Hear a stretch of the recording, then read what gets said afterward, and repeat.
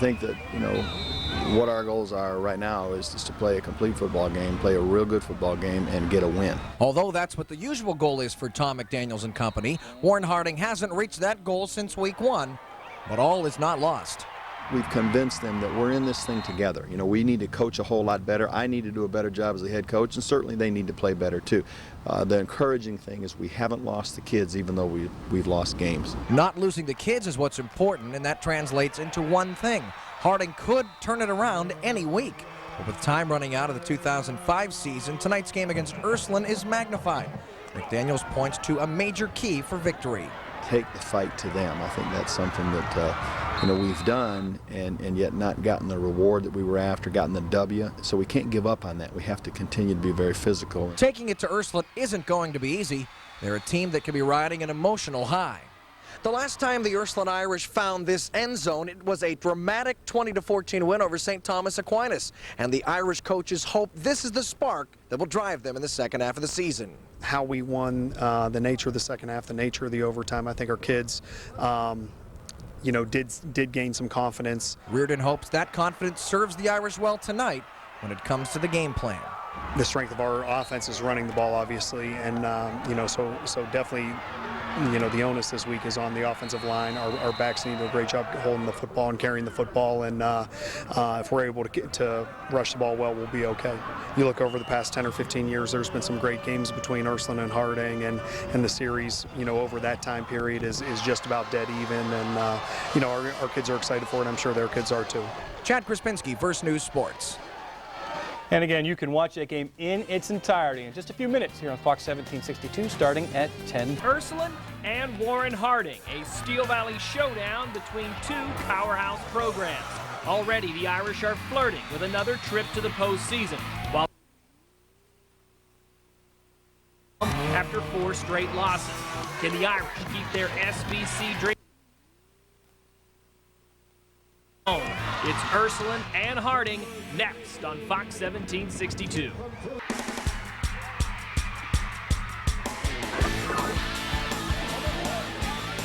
Forget about the highlights. We have the whole game.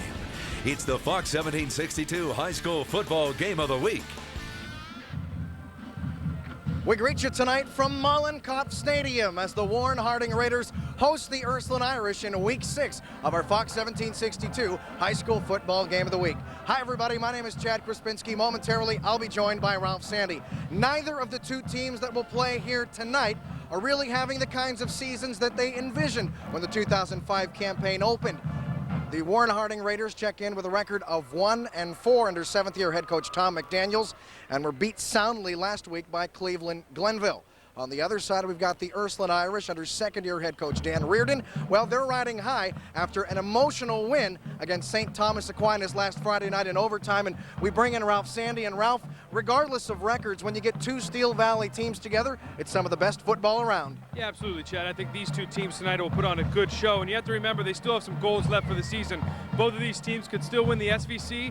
And also, if they could win out and manage to put together a pretty good record, they could still qualify for the playoffs. So neither of these two teams are ready to quit, and I think we should see a good one tonight. Harding and Ursline getting set to go at it. Buckle your seatbelts and enjoy the ride. The Fox 1762 High School Football Game of the Week is brought to you by the Associated School Employees Credit Union and Columbiana Buick Cadillac Chevrolet.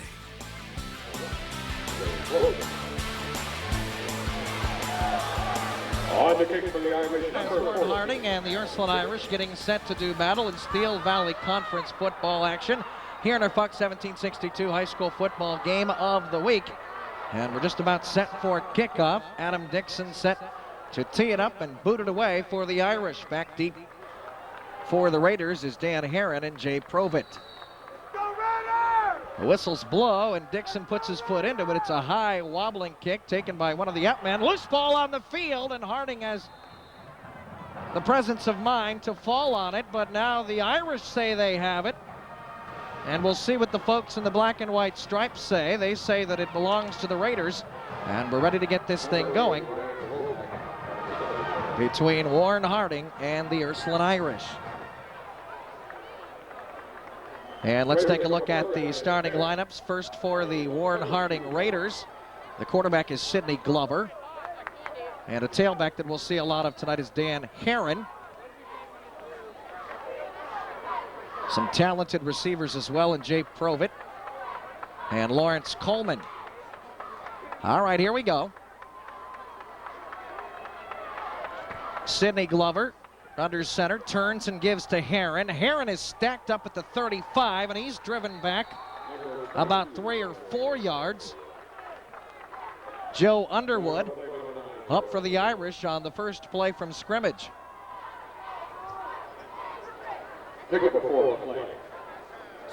For the Ursline Irish, Don Hanna and Justin Brown are the defensive ends.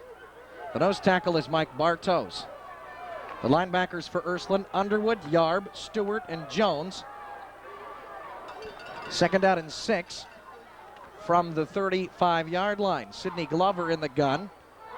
Backs split to each of his sides. Glover takes it himself, and he is brought down just across the 35-yard line by Elliott Stewart. So Ursline doing a solid job up front defensively.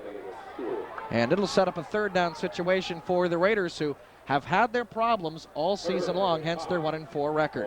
Yeah, you know, the running game this year hasn't been what they had hoped it would be. Ursline doing a nice job there in the first 2 plays. And, you know, you're looking out there, you see a little bit of different Ursline Irish defense tonight, and as they did last week, going with the 3-4. They moved Joe Underwood, who was a defensive end, back to the linebacker position, and already we see that pay dividends today. Lawrence Coleman, talented wide receiver, into the lineup for the Raiders as Glover goes now to the gun. Chris Rucker in motion. And the turn and the give is to Herron. Herron has it across the 40.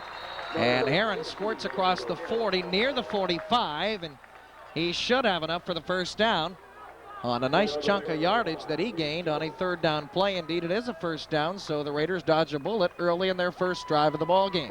Yeah, Herron does a nice job of selling the counter there. It looked like he was going left, and then the lane opened up back to the right, and he's able to pick up that first down. And you know, that kind of misdirection, I think, could throw the Ursline defense off tonight.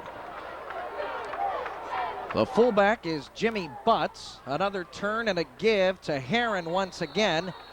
And Herron squirts across the 45. It's about 2 yards shy of midfield. And that'll bring up second down. Herron on the season rushing the football, coming in, averaging 8 yards a carry. He has a half dozen touchdowns, and he's averaging 149 yards, almost 150 yards per ball game, 749 to his credit so far here in the 05 campaign. The backs are stacked in the backfield behind quarterback Sidney Glover. Raiders' first possession. And this is a turn and a give to Reggie Scrivens. And Scrivens plows forward, and the Raiders like that. And Tom McDaniels sticking to the ground game because that's what the Raiders do best. Yeah, Reggie Scrivens doesn't get the carries that Herron does, but you see right away when he gets that ball quick to the line of scrimmage, able to bust through the first couple waves of defender there and pick up a nice gain. Scrivens with 28 carries coming into the ball game and 130 yards. So it's first down and 10, and the line of scrimmage is the 42-yard line. One back in the backfield, that is Herron. Receiver split near side. Long count by Sidney Glover. He turns, gives to Herron. Herron around the left side across the 40. And he keeps his feet moving to the 36-yard line. And that's an example there of why they say keep the legs churning, because you're not down to the whistle blows. And again, Dan Herron isn't a huge back. He's 5'10", about 180. But you see a little bit of his power right there, a little bit of his leg strength as he drags a couple defenders with him. 6 yards on first down. That'll make it second down and 4 from the 36. And we're now under 8.5 minutes as Glover turns, gives to Herron. Herron stacked up, and he's stopped at about the 35-yard line. Again, Ursline bending but not breaking, and up front they're very strong.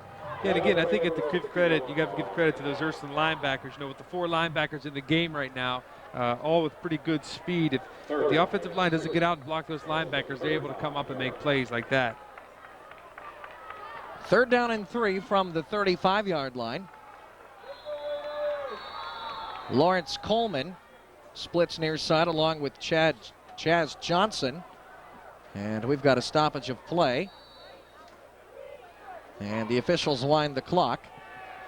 And we're now under 8 minutes to go here in the first quarter. This the 8th play of the drive for the Warren Harding Raiders. Again, 2 receivers split near side. It's Coleman and Chaz Johnson. Back stacked in the eye. And Sidney Glover turns, gives to Heron, and he's tripped up.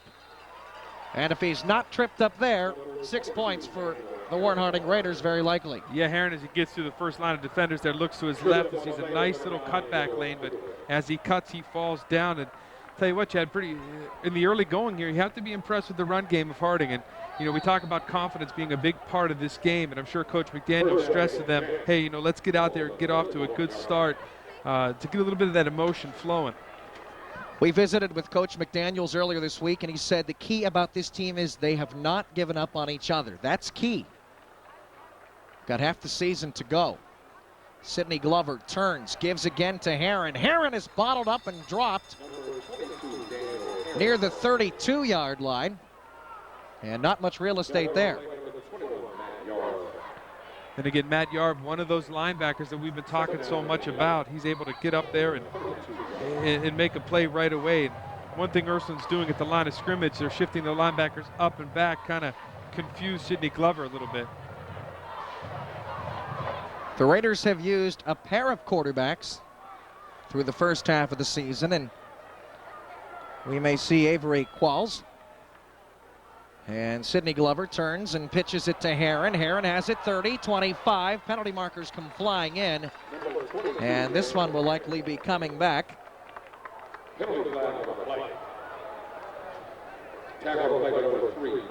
And we'll check out the penalty marker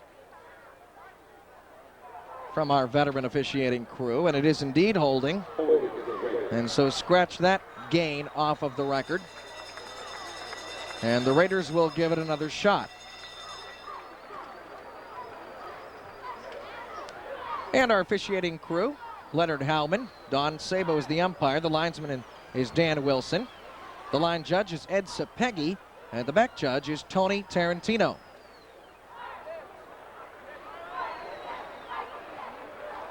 All right, we're ready to get things going. No score, glad you're with us here in the first quarter of action here in Warren at Mollenkopf Stadium.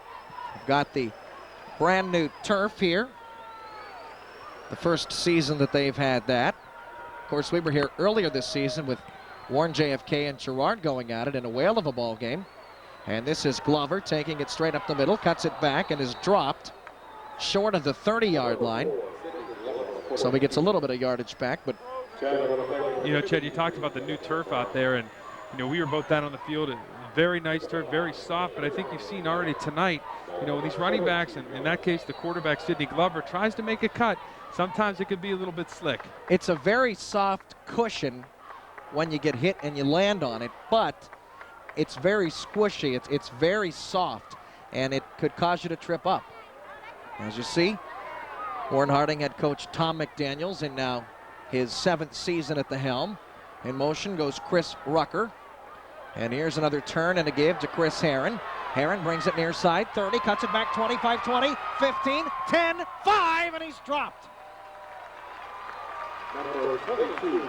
Bryant Youngblood in pursuit, bringing down Heron, or Warren Harding is in the end zone.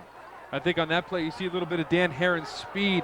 You know, he's a complete back. He has a little power and a little speed. There you see a nice job by Jimmy Butts out there as the fullback, but right here he's able to run right by the defenders. And there you see number 3, Brian Youngblood, just coming to your pitcher at the end to prevent that touchdown. Of course, Youngblood, the starting quarterback for the Irish. First and goal from the 6, under the 5-minute mark. Heron is the tailback. Glover turns, gives that way. Heron plows forward inside the 5 to about the 3. And no more.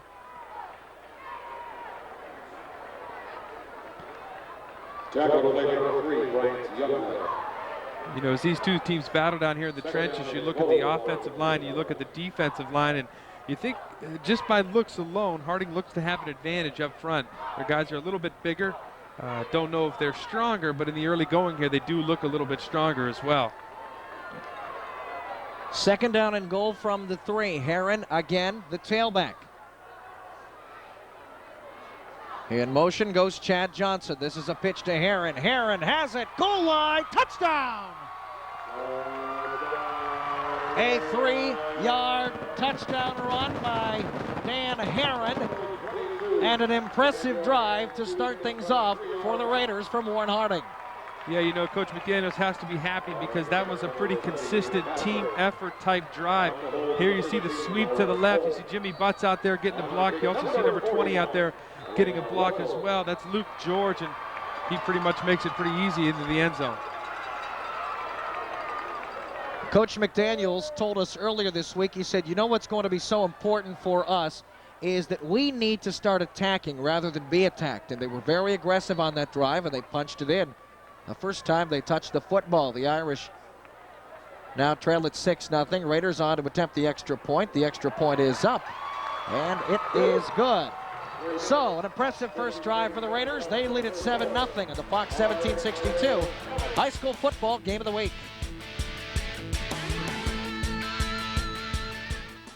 This quarter of the Fox 1762 High School Football Game of the Week is brought to you by Wedgwood Pizza. I started making pizza in 1967.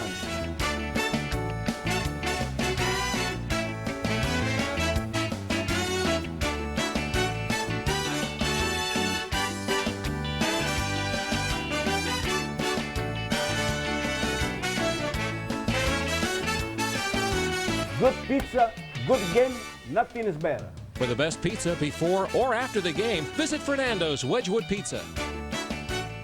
Save on our complete line of economy, midsize, and luxury cars at Columbiana Buick, Cadillac Chevrolet. Hi folks, Mark Asher here, and this week every car is on sale, including the Red Hot Cobalt, Buicks, Cadillacs, and others. At Ohio's largest, you can go online, check out our inventory, and get money-saving coupons. All at drivecolumbiana.com. This is your chance to save, so come and see us at Columbiana Buick, Cadillac Chevrolet. If you're looking to buy a new home or refinance your present one, why not visit your hometown credit union, ASECU? The Associated School Employees Credit Union, serving Mahoning County school employees and YSU employees, offers some of the best home loan rates in the area. And because their offices are right here in Mahoning County, your loans are processed quickly. No waiting for calls from an out-of-town decision maker. Visit the ASECU offices in Austintown, Boardman, or on the YSU campus. You'll see why it's the best place to save and the only place to borrow.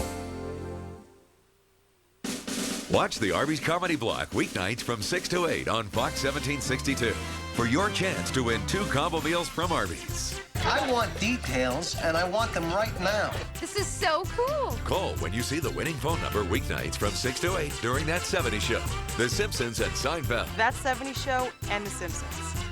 Now that's just funny. Watch to win weeknights from 6 to 8 on Fox 1762.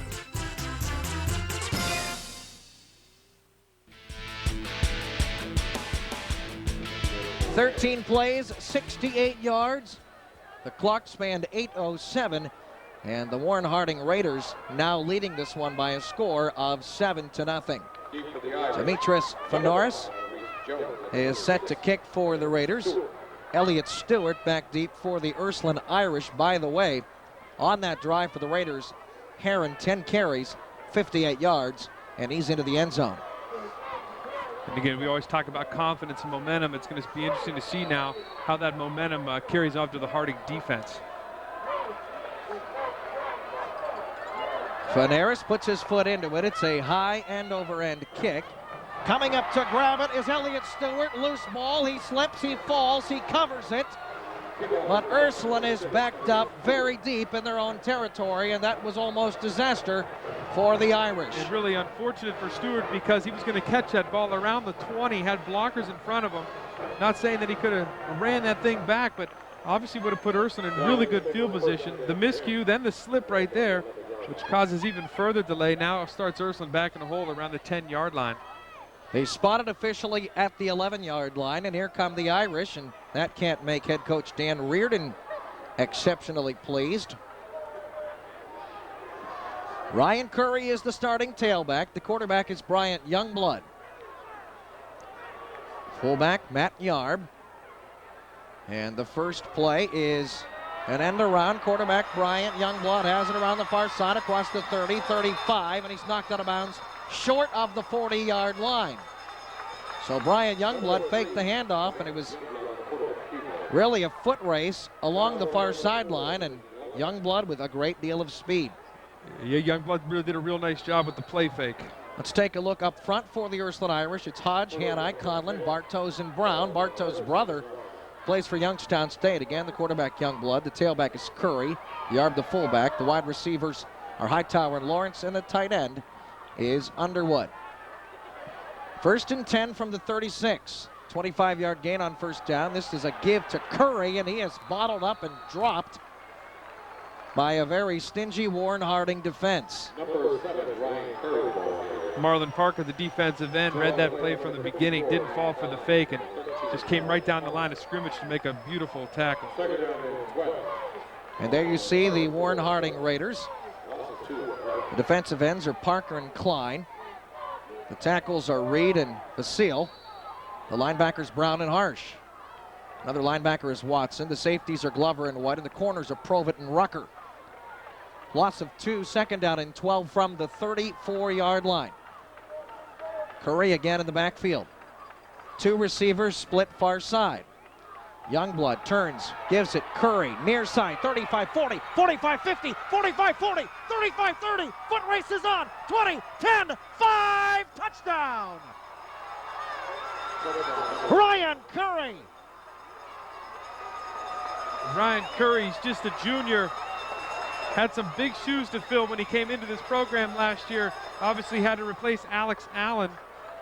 And I tell you what, Alex Allen's at Akron, but boy, Ursline doesn't look like they've lost a step at all with this kid. A 66-yard scamper. It is now 7-6, and what exceptional speed by Curry. Yeah, and again, it's nothing fancy. It's a little handoff, get some blocks up front, and how many times do you see a running back outrun a Harding defense? Not too many times, and I think that's the talent that Ryan Curry has, and good effort there by Jay Provitt to chase it down at the end, but Ryan Curry just a step faster. 5'8", 182 pounds, and boy, Ralph, you're right. Very rarely do you ever see a Warren Harding defense with someone equal to their athleticism and to their speed, but we saw it there, and that's why it's 7-6, pending the extra point by Ken Lapachan. So a little bit of a delay, but now we'll get back to it and see if the Irish can't tie this thing up.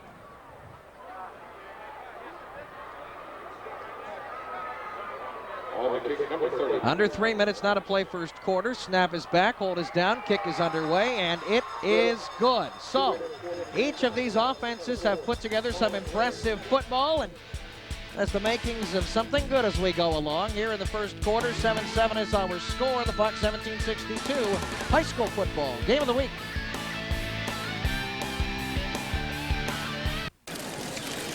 With the first pick in this year's draft, Dallas selects Cordell Russell, wide receiver, Nebraska.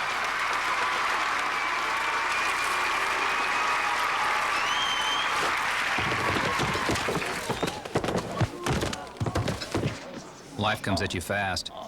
Be ready with Nationwide. Okay, Chelsea, big play. Let's go with the Kernan Insurance Agency special. Call Kernan Insurance at 629-2000. Ready? We're Option Care, leading the search for better home health care. We're searching and seeking, each day is a quest, discovering new ways to give you our best. We're Option Care, leading the search for better home health care. Sports fans, Can't make it to the big game? Read all about it in The Vindicator. The Vindicator's sports page comes alive with exciting photos, stats, and analysis of local, college, and professional sports. Complete in-depth coverage you won't find anywhere else.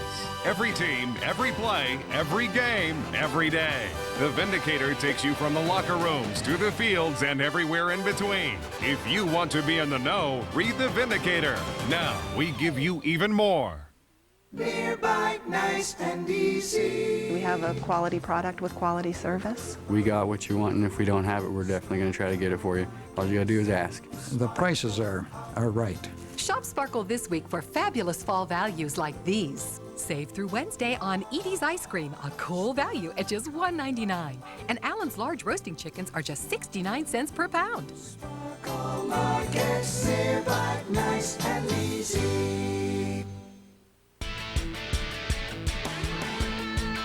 And Adam Dixon set to boot this one away for the Irish, who take advantage of a nice long run from Ryan Curry to tie things up at 7. A high wobbling kick taken by one of the upmen from Warren Harding, and he is gobbled up and taken down. That's Reggie Scrivens. And the Raiders will have some decent field position to start at their own 34-yard line. But on that previous drive, Curry, a pair of carries, 64 yards. That drive, well, it's a rather short one, 3 plays, 89 yards after that fumbled and muffed kickoff. And all it took was 1 minute 10 seconds. And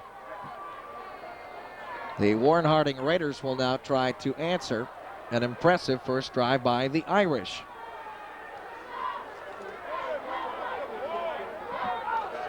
A couple of receivers split far side to the left, one to the near side. The pitch is to Herron. Herron has it across the 35 to the 40, 45-50, 45-40, 35-30, 25-20, 10-5, and he's brought down. Dan Herron, I think, saw Ryan Curry on that last one, said, hey, I don't want to go on a long drive and pound it out. I'd like to get a big chunk of it at once, and he does it right there. They run to the slot side. 2 receivers out there get their breaks. You see the offensive linemen get their blocks, and there's a broken tackle. And again, you see the speed here of Dan Herron down the sideline. Jay Probert there trying to get a block downfield. Doesn't do it, but also at the same time doesn't do something stupid. And give credit. And give credit to Byron Mosley for getting back there and making that touchdown-saving tackle. First and goal from the 7. 59 yards on that carry. $1.17 for Herron so far in this ball game, and we're still in the first quarter. Herron takes the ball, spinning, has it, goal line, touchdown! Danny Herron putting on a show here on his home turf. 13-7. Warren Harding leading Ursline. Very similar play they ran last time down here on the goal line where they get the ISO block by Jimmy Butts out there on that defensive end. And, you know, Herron cuts inside, does a little spin move, and ends up in the end zone. And I'll tell you what, both of these offenses tonight look like they got things on track, whereas the defenses are about a step behind. Elena Westover on to attempt the extra point. And Westover puts it up. And she puts it through, and it's now 14-7 in favor of the Warren Harding Raiders. And head coach Tom McDaniels could not have asked for a better start for his struggling team.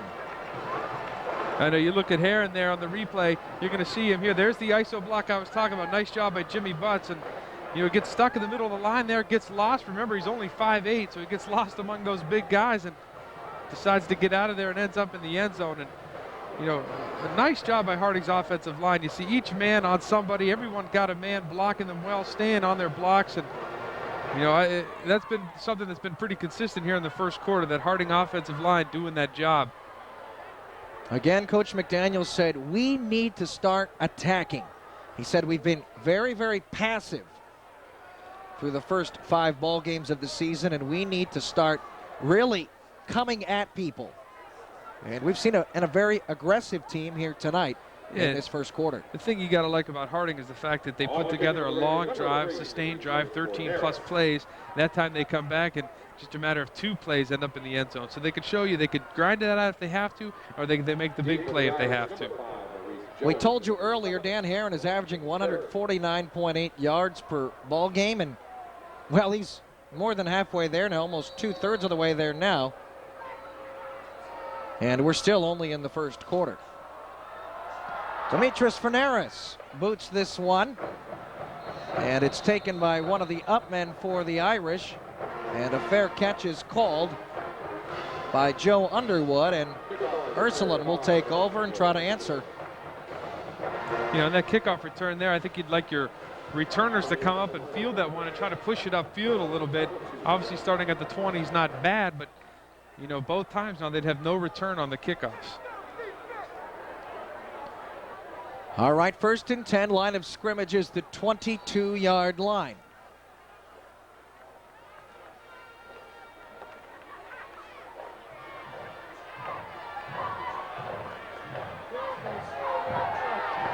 Penalty flags fly, and this pass is fired up and intercepted.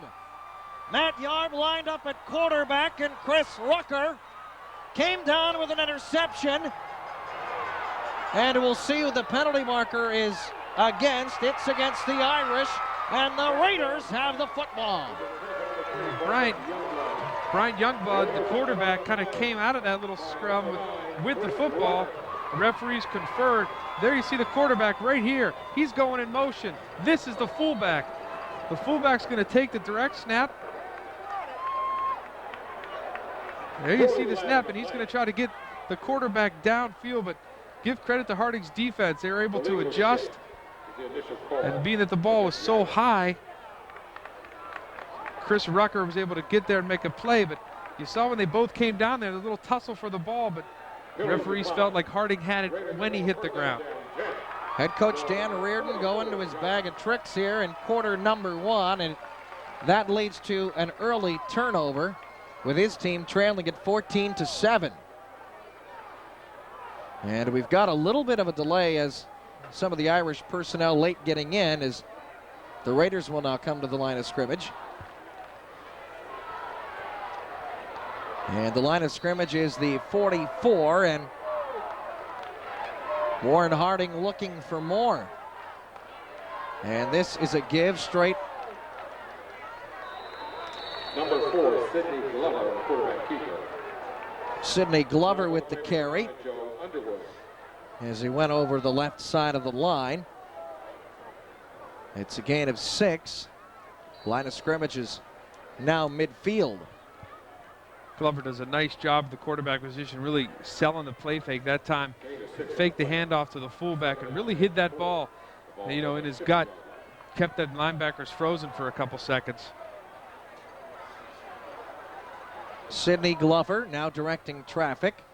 A pair of receivers far side, a wing on the left side, and Heron the lone setback. And Glover turns, gives to Heron, straight up the middle, cuts it back, 45-40, 35-30, 25-20, 10-5, touchdown!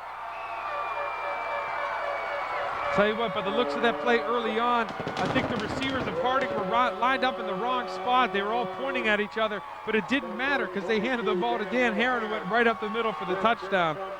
I'll tell you what, he has been impressive tonight, Chad. A 50-yard scoring scamper for Dan Heron, putting on a clinic here on his home field. 20-7 Harding.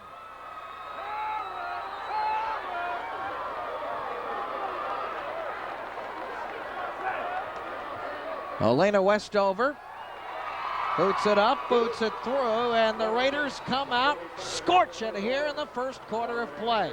You know, there's talk around high school football that Harding doesn't have it, that they're really struggling, that they've lost that Harding mystique, and I tell you what, I think they found it today because, you know, they're playing well all around. You see blocks downfield, you see some nice moves there by Heron.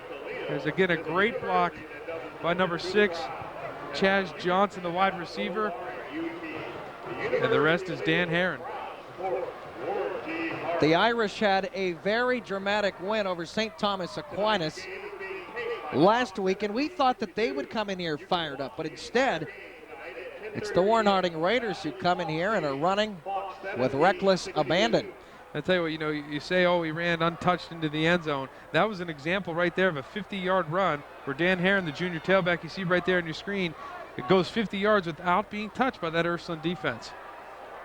Listen to this resume on the night for Dan Herron. 13 carries, 174 yards, 3 touchdowns. His long runs on the night, 26 yards, 59 yards, 50 yards. And on the season now, he has 923 yards. And he may have 1,000 before the night is over. At this rate, anyway. Demetrius Fanaris set to kick this one off, and he does so. And whistles blow. And evidently there is a penalty, as there is some laundry on the field that is the color yellow. And we'll sort this one out. And it's offsides on the kicking team, so they'll move it back and kick off once again, 5 yards deeper in their own territory. I think if you're Coach Reardon here in the Ursline Irish, I think you need to settle down, know that you guys have a good offense, that you can move the football. Obviously, look at that first drive, you see that they can move the offense and be successful. And I think you just need to come out here and remain confident. I think the worst thing you could do if you're Ursline now is to get down on yourselves and get your head out of this ball game. Ryan Curry back deep for Ursline. Also, Maurice Jones is back. And Demetrius Fanaris will do the duties, and he puts his foot into it. Coming up to grab this one is Curry. Has it about the 28, 29, 30, 35, 40. Puts his head down and runs over a Raider at the 46-yard line. Oh, what a stick that was. So we saw Ryan Curry on the long run show his speed that time. I think he's hurting a little bit from that one too. Just puts his head down and runs somebody over. I think it's Jay Provitt, number 1, but there you see some nice blocks out in front of him. Now there's a guy in front of him. Instead of running around him, let's just run him over. Rarely do you see an offensive player carrying the football, delivering a blow, but Curry did right there. What a hit. I think the coaches on the Harding sidelines will tell Jay Provitt, hey, you got to see what you're tackling. Youngblood turns, gives to Curry. Curry manages the football to midfield, not much further.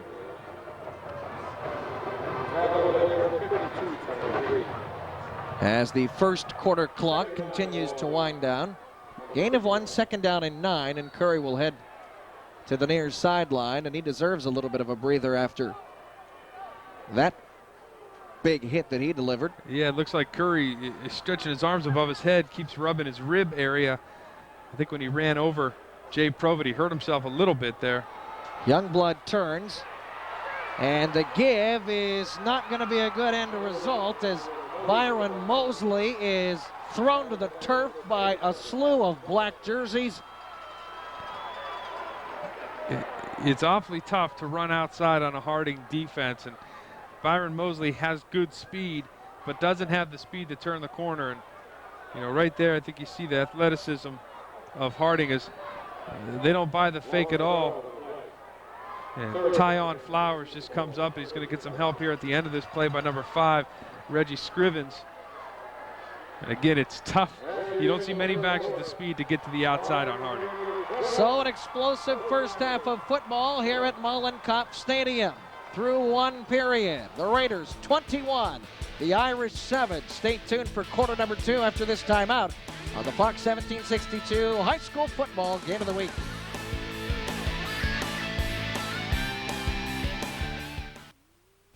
Live life to the fullest. Enjoy the activities that make your days special without muscle, joint, or arthritis pain. Dr. Joseph Scott's Chiropractic and Rehabilitation Services promote health and well-being with treatment, exercise, and nutrition. For sports, work, and personal injuries, surgical rehab, and complete muscular exams, make Dr. Joseph Scott your chiropractic physician. Visit one of his 3 office locations. Dr. Joseph Scott, Chiropractic and Rehabilitation Services to help you live life to the fullest.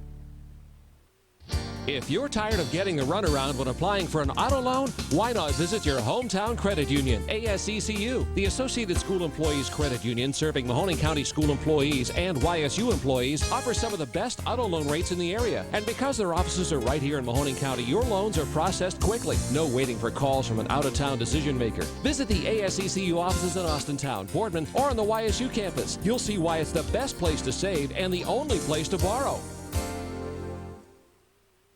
Lighthouse Pools wants you to have a chance to win your very own fantasy game room. Register at either Lighthouse Pools location in Boardman or Niles. Each week, 2 contestants will become eligible for the grand prize drawing in December. Tune in to watch the Browns games on 27 WKBN or Fox 1762 to see if your name is announced. If the opening or second half kickoff is returned for a touchdown, you win a weekly prize too. Go to WKBN.com for complete details. Register to win a fantasy game room from Lighthouse Pools and these fine sponsors. Lighthouse, this is the life. Homer's selling springs and finding new ways to do it. Here, have some nuts. Oh, God, my eye! It's stretching his creativity. How much would you pay for a self-lifting hamburger pan? But things are really cooking. Are you okay? Some second-degree burns, but some first-class burgers. The Simpsons. Monday night at 7.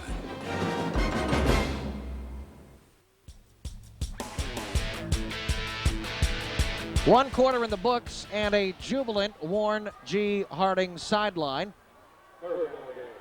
as they've been able to do pretty much whatever they've wanted on the offensive end of things. And on this Ursline drive, the defense has not looked too shabby either. You look down there on the field, it's good to see number 7, Ryan Curry, back in the game. Maybe that change of quarter breaks plus the 2 plays he was out of there gave him enough to recharge the batteries a little bit. 3rd and 20 from the 38. And the direct snap goes to Curry, and Curry gets maybe 2.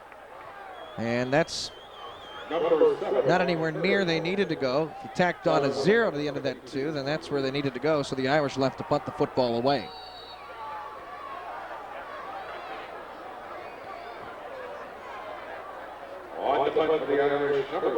Ryan Curry, the workhorse to this point for the Irish, will get a breather. And Eric Puhala on to kick it away for the Irish, and he gets his foot into it. A high wobbling kick towards the far sideline, and this one is out of bounds at around the 24-yard line, where the Raiders will set up shop. 1st and 10. Every week, Ralph and I will pick the Kernan Insurance Player of the game. It's one player that's made the greatest impact during the ball game. Plus, that player will receive a hoodie from Nightline Embroidery and Silk Screening. We'll feature the Kernan Insurance Player of the game every Monday night at 6 on 27 First News and First News at 10 on Fox 1762.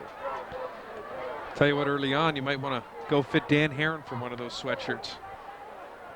He has my vote early on, that's for sure. 1st and 10, line of scrimmage. They give him the 25-yard line. Sidney Glover back in the gun. And this is a turn and a give to Herron, but somebody moved prematurely, and maybe it wasn't just somebody, maybe it was somebody's. And the Raiders will move back 5 yards after the false start. Yeah, that time you're going to look at number 60, Marcus McConnell, the guard. He was going to pull and go out to his right, and here's Marcus McConnell right here, the guard. Yeah, you see him pick up his hand a little bit earlier. A lot of times with those guards, when they want to move, they try to get a half a step on you, and that time he got caught. Any way at all to get a little bit of an edge. All right, so it's 1st down and 15 now from the 19-yard line.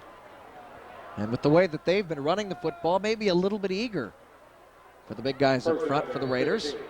The big guys up front, they don't get the credit that the running backs do, obviously, but they do take pride in the fact that the running back has 170 yards in the first quarter. That's something they want to continue. And now there's going to be another conference between our officials for one reason or another.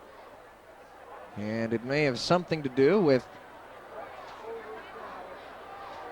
what exactly is the line of scrimmage. And now all of the officials, or most of the officials, are gathered on the near sideline. And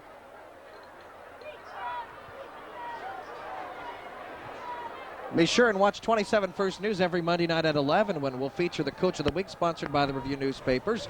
Be sure and pick up your free copy of the Review newspapers. Nobody covers more local news, period. Yeah, Chad, the referees are still down there talking about, I believe it's the spot of the ball. I think where it's at right now, they made it a 6-yard penalty. There, they moved it up about a yard, and there's your 5-yard penalty. So nice job by the referees of noticing their mistake. Sure. Yeah. All right, line of scrimmage is now the 20-yard line. Everybody is all on the same page now. Is Sidney Glover.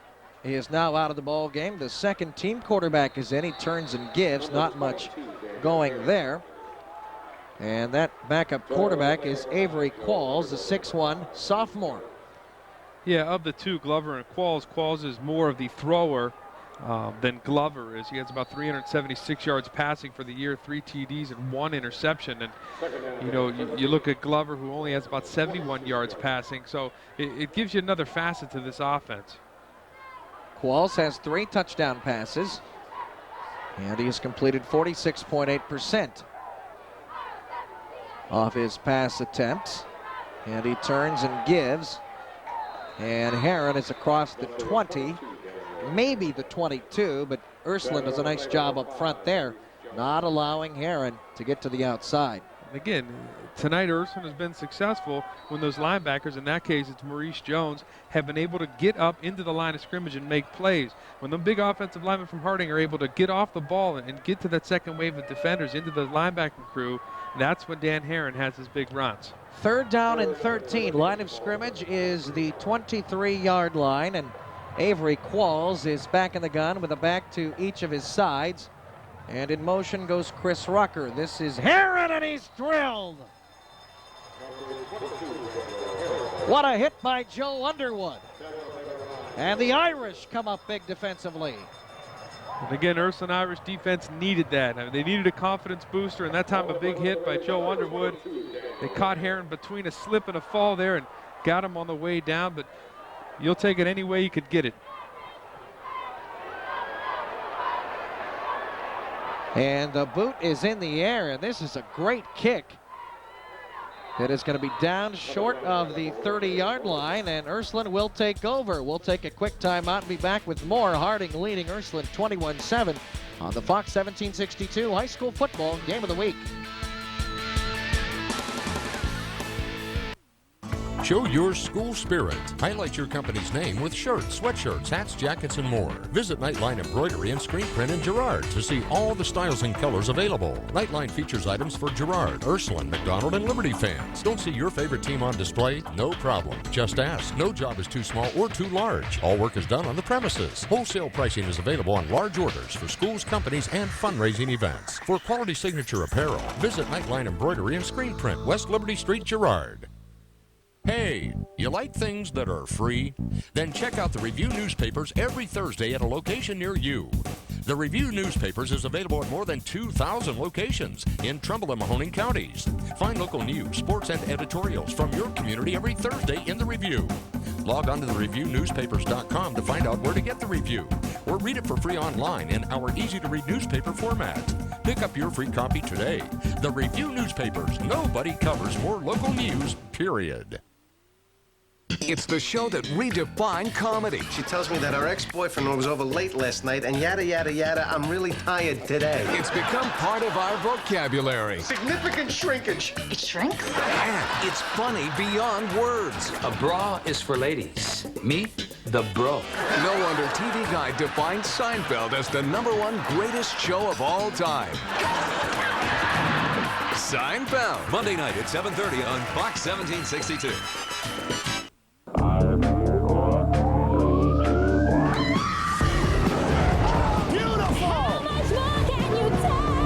That's what I'm talking about, baby. Alligators, ladies. Monday through Friday. You've got to face the fear. You have what it takes. 5 days a week. Get your daily dose. That dude is hitting hard. Of Fear Factor. Monday at 4 on Fox 1762. That was the craziest stuff I've ever done.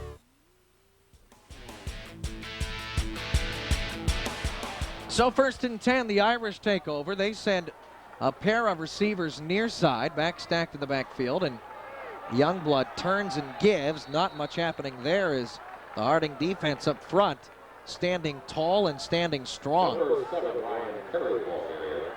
Matt Klein, the defensive end, stays at home, does a nice job fending off his blocker, able to step in the backfield and make that tackle on Ryan Curry. We haven't seen that much tonight. Ryan Curry stopped for a loss. Really haven't seen much of that this season. Under 9 minutes now to play here in the first half. It's 21-7 in favor of Warren Harding. Again, two receivers near side, and back into the gun goes quarterback Bryant Youngblood. Silent count. He turns, fakes the handoff to Curry. Wants to throw on the run, and he fires towards the near sideline. And it's way over everybody's head, intended for Ray Hightower. And I think if you look at Ursline this year, Chad, they're somewhat one-dimensional. Really don't have that passing game to complement the run game. Last year they had Scooter Hargate back there. He transferred. Is now the quarterback at Girard. Bryant Youngblood last year was a receiver. So, you know, you have someone back there that's not really familiar with the position. And like I said, that was only his 24th throw now, and we're already in week 6. So, you know, being a one-dimensional team, I think, has kind of caused a lot of their problems. Now, the one dimension that they have running the ball, they do well. But, you know, it lets the defense relax a little bit on the pass. 3rd and 11 from the 28. The turn and the give is to Curry, bottled up and stuffed.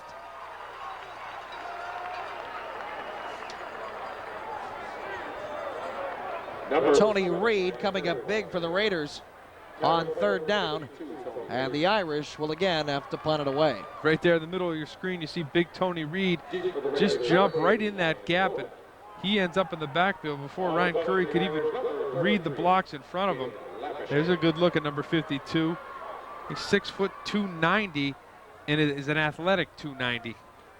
Eric Puhala puts his foot into it, and this is a low wobbly kick that hits at the 49, and it takes an Ursline bounce and is down at the 47-yard line.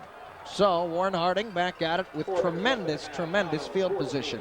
Yeah, really not a great punt, a great defensive job there by the Harding defense. They kind of matched that Irish defensive stand, and now going to give that offense another crack at it. Raiders take over 1st down and 10. Ball's on the 47-yard line. Salem battles Canfield next Friday night. You can catch all of the action of the Fox 1762 High School Football Game of the Week. Not just the highlights. We'll have the whole game next Friday night, 10:30, right here on Fox 1762.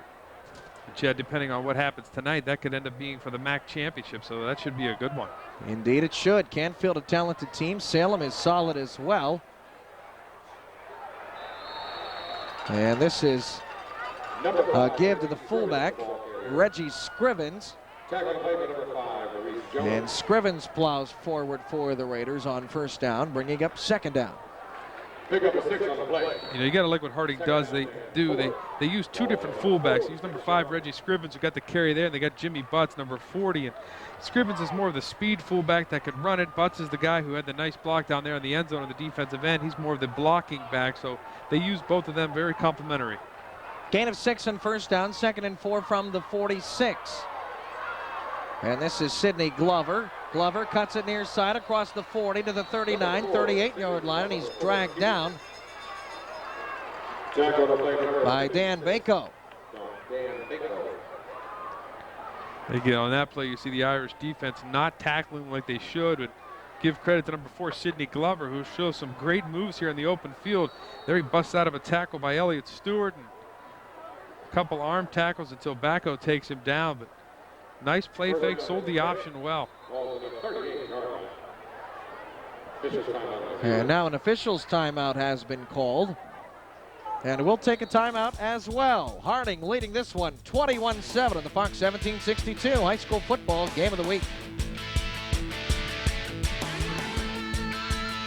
If you're looking to buy a new home or refinance your present one, why not visit your hometown credit union, ASECU? The Associated School Employees Credit Union, serving Mahoning County school employees and YSU employees, offers some of the best home loan rates in the area. And because their offices are right here in Mahoning County, your loans are processed quickly. No waiting for calls from an out-of-town decision maker. Visit the ASECU offices in Austintown, Boardman, or on the YSU campus. You'll see why it's the best place to save and the only place to borrow. Nearby, nice and easy. We have a quality product with quality service. We got what you want, and if we don't have it, we're definitely going to try to get it for you. All you got to do is ask. The prices are right.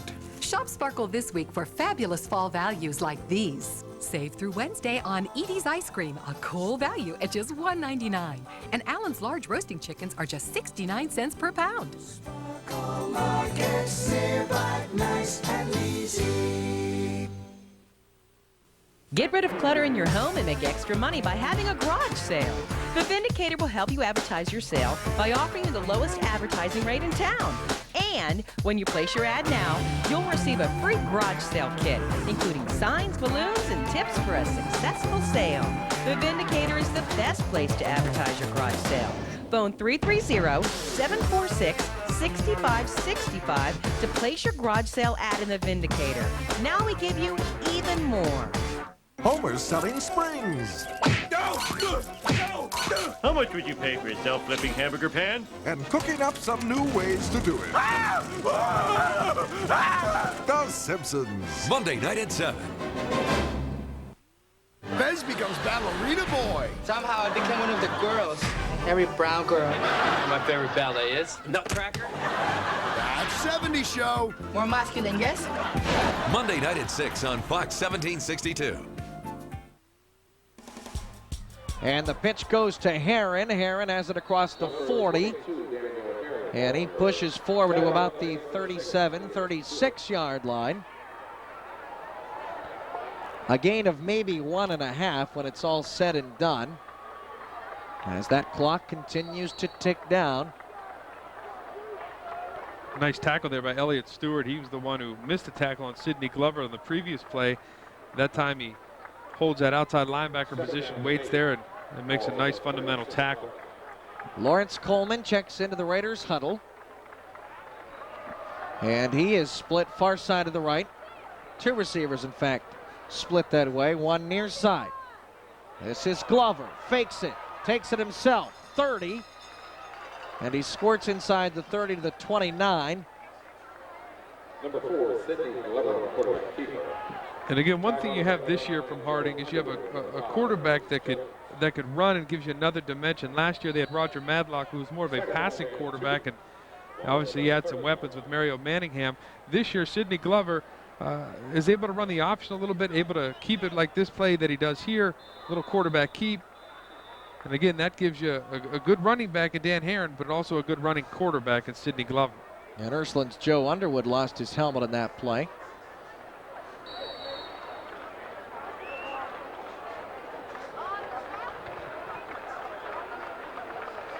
So it's 3rd down and 2 from the 30-yard line, and I would imagine we may see a steady diet of Dan Herron here.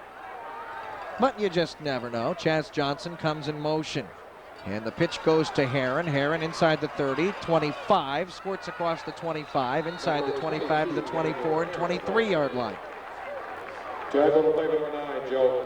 So move the chains once again as the Raiders convert. And when they've needed to make those big plays, be it long on 3rd down or short on 3rd down, they've been able to convert.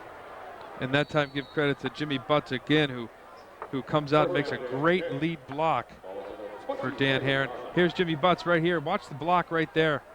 Does a great job blocking Byron Mosley. And that's really the block that got him free to pick up the 1st down. Two receivers near side. And the give is straight up the middle to Reggie Scrivens. Scrivens has it, 5, 4, 3, 2, 1, and he's down at the goal line. It looked like a quick count and a quick snap by Sidney Glover. That caught the Irish napping just a tad, and Scrivens just plowed forward straight up the gut. And it's 1st and goal, Raiders. They're in business. Chad, you bring up a good point. Ursline's defense is late getting to the line of scrimmage, late making adjustments, and Harding has taken advantage of it. There you see the ball come out at the end of that play, but clearly Reggie Scrivens, there you see a good look at the junior fullback, had already hit the ground. They officially spot it at the 2. 1st and goal, Warren Harding. The turn of the give to Herron, untouched into the end zone, touchdown.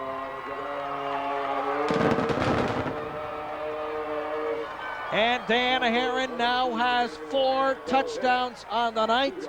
And it is now 27-7, pending an extra point for Warren Harding. Not a difficult decision for Dan Herron where to run. He runs behind Jimmy Butts and offensive lineman Marco Flaminio, and those two guys make sure that nobody touches him. Elena Westover on to attempt the extra point, and she boots it up, and she boots it through.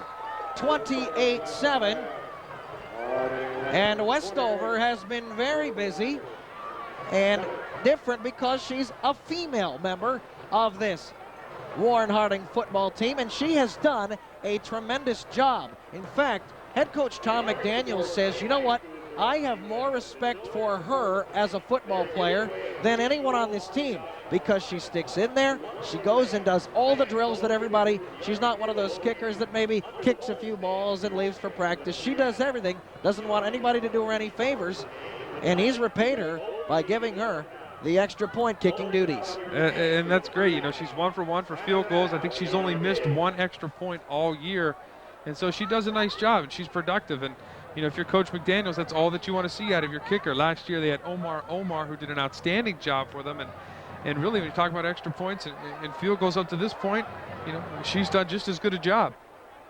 Absolutely. 28-7 is our score, and on to kick it away is Demetris Fanaris. Back deep for the Irish will be Maurice Jones. And Fanaris puts his foot into it. And it's gobbled up across the 20, 25-30, 35-40. Maurice Jones is smashed to the turf and pulled down at the 44-yard line. And Jones close to breaking it. By the way, on that previous Warren Harding drive, 7 plays, 53 yards, and Herron is nearing the 200-yard mark with 188, and he's got 4 touchdowns. Again, Maurice Jones doesn't have to do much on this kickoff return. He just stays behind that wedge and uses it till he gets to almost midfield. And that's what you want to see your kick returner do. He sets up Ursline nice here because you know they'd like to get another touchdown on the board before halftime. Nearing the 4-minute mark, Youngblood turns and gives to Curry. Curry is smashed to the turf by Tyon Flowers. Flowers having none of it. That's the second time tonight we've seen Tyon Flowers come up from that secondary position and make a play in the backfield. Let's look at this run. Here comes Flowers, and boy, you could see right there that might have not been the cleanest of tackles as it slides down onto the shoulder pad. And that's probably why the referees didn't see it. It started on the face mask, but ended up on the jersey. No gain, 2nd and 10 from the 44. And now more penalty markers come in, and Ursline may have moved up front again. That was Brandon Gialis.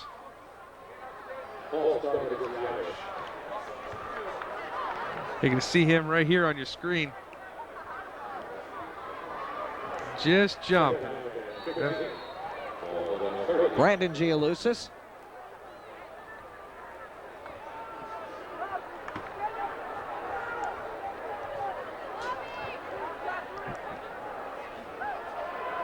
Two receivers near side for the Irish. Back stack to the eye. And this is Youngblood. Youngblood taking it himself across the 40, and he loses his footing at the 43, and he's knocked down. Covered. Think back to that first play of the game. Brian Youngblood had a nice run out of the backfield from that quarterback position. And again, being a receiver last year, he's used to carrying the ball and running with it. Just has to do it a little differently this year. And you can imagine that the transition period may even take an entire season for him to be completely comfortable quarterbacking this team.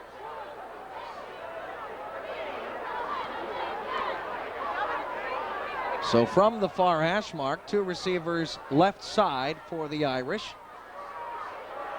And here's a misdirection play, and Warren Harding having none of it. Ray Hightower is dropped to the backfield. So that's the second time tonight that Ursline has tried to do something out of the box.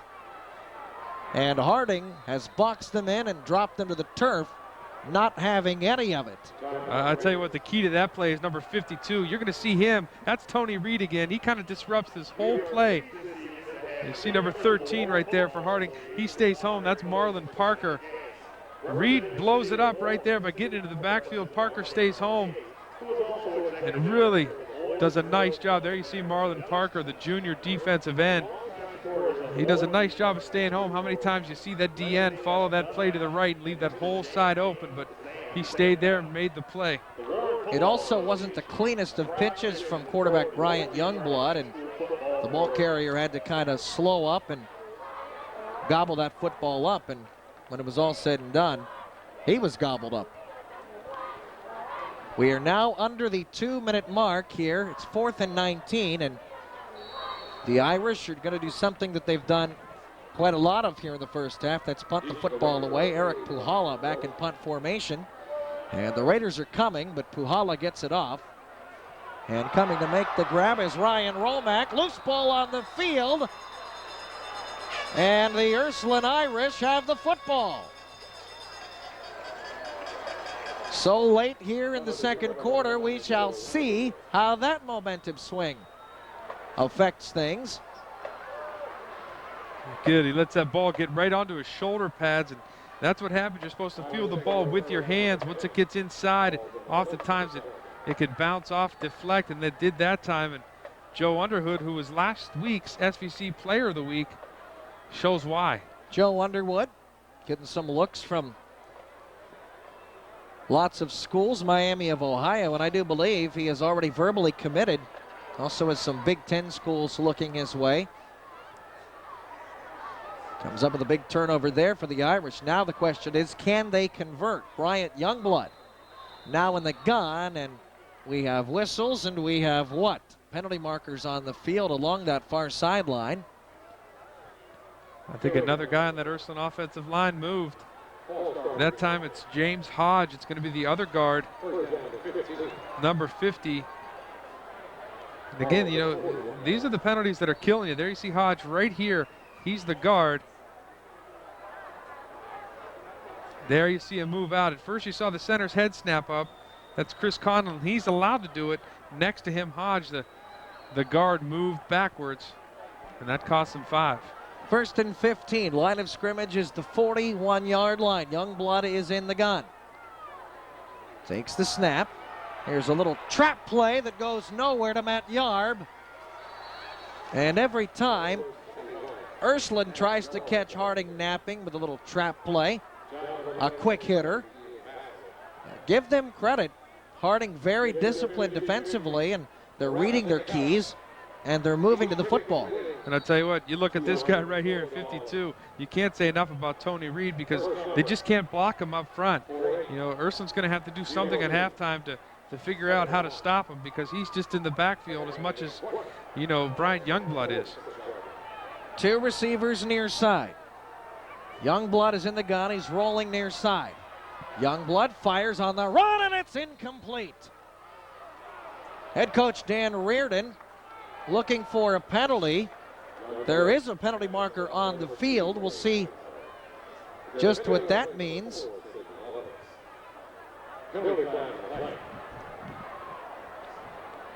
And I believe it's holding against the Raiders. Either that or illegal contact. One of the two, but it's not good for the Raiders anyway. Again, you see Bryant Youngblood roll back, and you see that he doesn't really hold that ball like a quarterback. It's not up on his shoulder pad. It's down more by his belly button. And you know, you see a quarterback roll out, he's able to throw. When Youngblood rolls out and throws, he has to bring it all the way from his hip area all the way up and then throw. And you know, by that time the defense reacted. In that case, Sidney Glover was able to come up and make a play on the ball. And that penalty is oh so crucial because it's an automatic first down for the Irish. And they now spot the football at the 31. So it gives the Irish some life here in the waning moments of the first half here at Mollenkopf Stadium. Ralph Sandy and Chad Krispinski with you. 28-7. The Raiders out in front, but The Irish trying to punch this one in and head into the locker room at the half with a little bit of momentum. Bryant Youngblood works from the gun. Silent count. Youngblood rolling near side. Youngblood firing up into the air, and it's almost intercepted. It's knocked away. Penalty markers come flying in, and we'll sort this one out. And that's right in the area where it would be interference. Now it's just a matter of is it going to be offense or defensive interference. That ball looked like it was intended for Kirkland Lawrence, number 19, but there were so many guys down there, Chad, it's hard to tell. Boy, you're right. There were a whole slew of players back there in the thick of it. It may be an illegal man downfield and pass interference going the other way. Those penalties will offset, as you see our referee. And we'll do it again at 1st and 10 from the 31-yard line.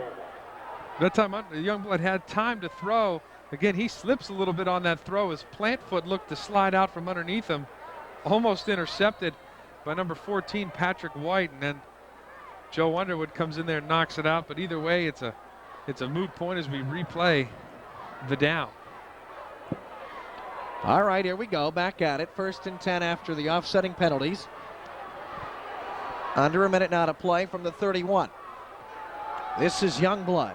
Youngblood fires a screen pass. It's complete to Joe Underwood. Underwood is bottled up. Loose ball on the field. And it will belong to the Ursline Irish. Ursula did a real nice job of setting up this screen out to the left. You see Harding's defensive line come in on Youngblood. They get sucked in on the play fake. Able to get the screen out there to Joe Underwood, but again, here's the speed of Harding's defense. They're able to react and get to the football rather quickly. The Raiders have 2 timeouts remaining, the Irish with all 3. And our officials are again having a long conversation. They may be trying to figure out where the line of scrimmage is, where the ball should be spotted. As you see, Tom McDaniels, one of the best in the business. And then Ursline head coach Dan Reardon in now his 2nd season at the helm for the Irish. And our officiating crew has sorted things out, and everybody is content. And they spotted at the 35 at 2nd down and 15. And again, for Coach Reardon, this has to be a special game every year because this is where he was for a few years, and I believe it's where he still teaches. So he has a connection with a lot of these Harding seniors because he coached them as sophomores. And it's always nice to come back and beat your mentor. Maybe a little bit of extra motivation. That's for sure. And this is a give to Ryan Curry. Curry across the 40, bottled up, thrown back. Tony Reed sticking his nose in there again. And we've called his name quite a lot here in the first half. Absolutely, they can't block him. You see right there, he beats the guy right off the line of scrimmage. He beat Don Hanai. He's able to get right in the backfield and make a huge play. And again, Tony Reed tonight looks like a man among boys out there. 3rd down and 18. They spotted at the 40-yard line. 2 receivers near side, 1 back in the backfield. That's Yarb. And Youngblood will now step up, looking to run. Penalty markers down. He goes down, and where that penalty flag came from, it looks like it may be holding on the Irish. And there's going to be a late flag on Don Hanai. He's going to hit Tony Reed well after the play. It looked like he tried to pull up, wasn't able to. So we'll see what effect that has on this play as well. So there's going to be 2 flags down here. Lots of penalties here in the first half. I think they're both going against Ursline. And there have been quite a few conferences among the folks wearing the black and white striped shirts. And the first is holding against Ursline. And the second penalty is a personal foul against the Irish as well. So, with that, it looks as if the clock will tick away. And the first half is now in the books. All Warren Harding so far in this one. They lead at 28-7 of the Fox 1762 High School Football Game of the Week.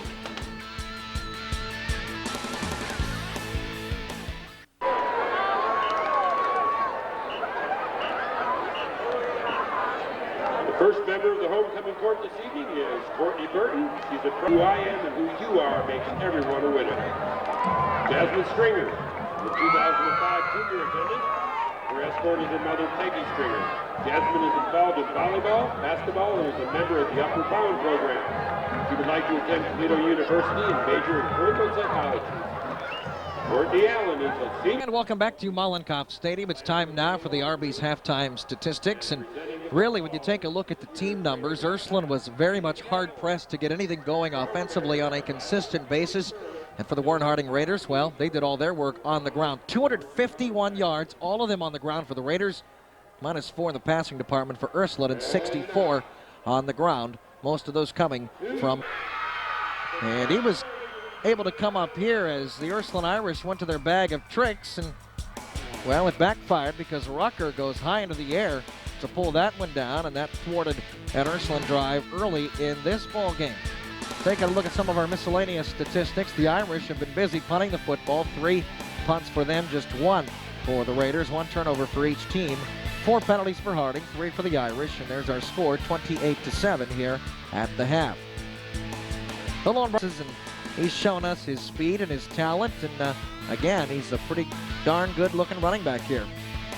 And again, for Ryan Curry, this is really his only big carry of the game after this, which occurred on the first drive of the game for Ursline. He's not really been heard from. The Harding defense has really stepped up to shut him down. Speaking of not hearing from, quarterback's really not doing anything through the air. 0 straight down the column for the Warren Harding Raiders. And for the quarterback, Youngblood from Ursline, just 1 of 2 for -4 yards. So a big rushing attack here in this one. And when you talk about rushing, well, one name that comes to mind in this one is Dan Herron. This one of his 4 touchdowns in that first half of play, and he continues to impress. Yeah, Dan Herron has pretty much got a season average here in the first half.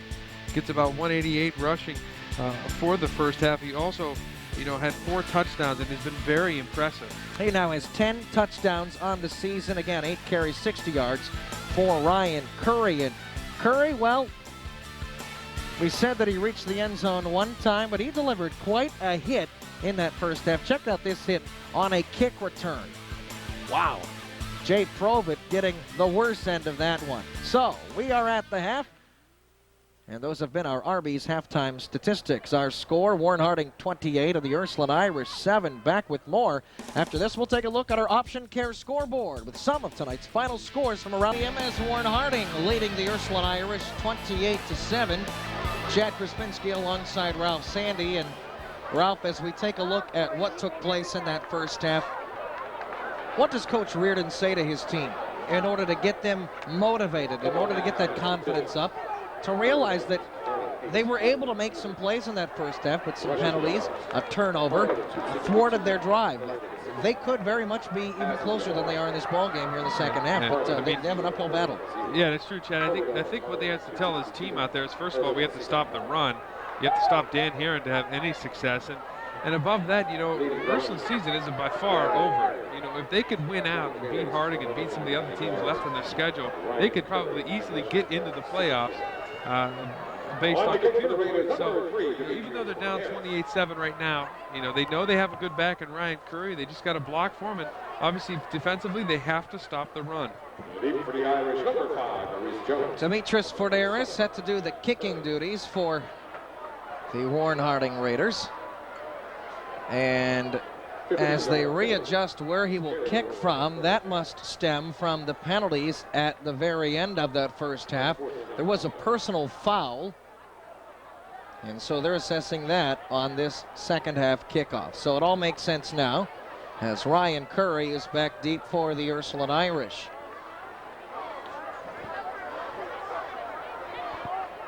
And we'll see just how deep Forneris is able to put this one for the Raiders. And he approaches and boots this one high into the air.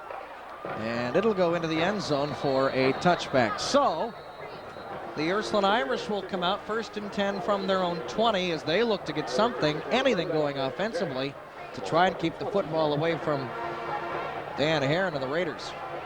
You know, I think they need to go back and look what they did on that first drive, how they were able to pull the guard and get Ryan Curry opening there on the left side. And I think, you know, you need to keep going back to Ryan Curry. I know that, you know, Harding's defense, especially up front with Tony Reed and, you know, Marlon Parker was being so successful there in the first half. I think you got to keep at it because that is what you do best. Reed has been very impressive. We've heard his name quite a lot in that first half. 1st and 10 from the 20.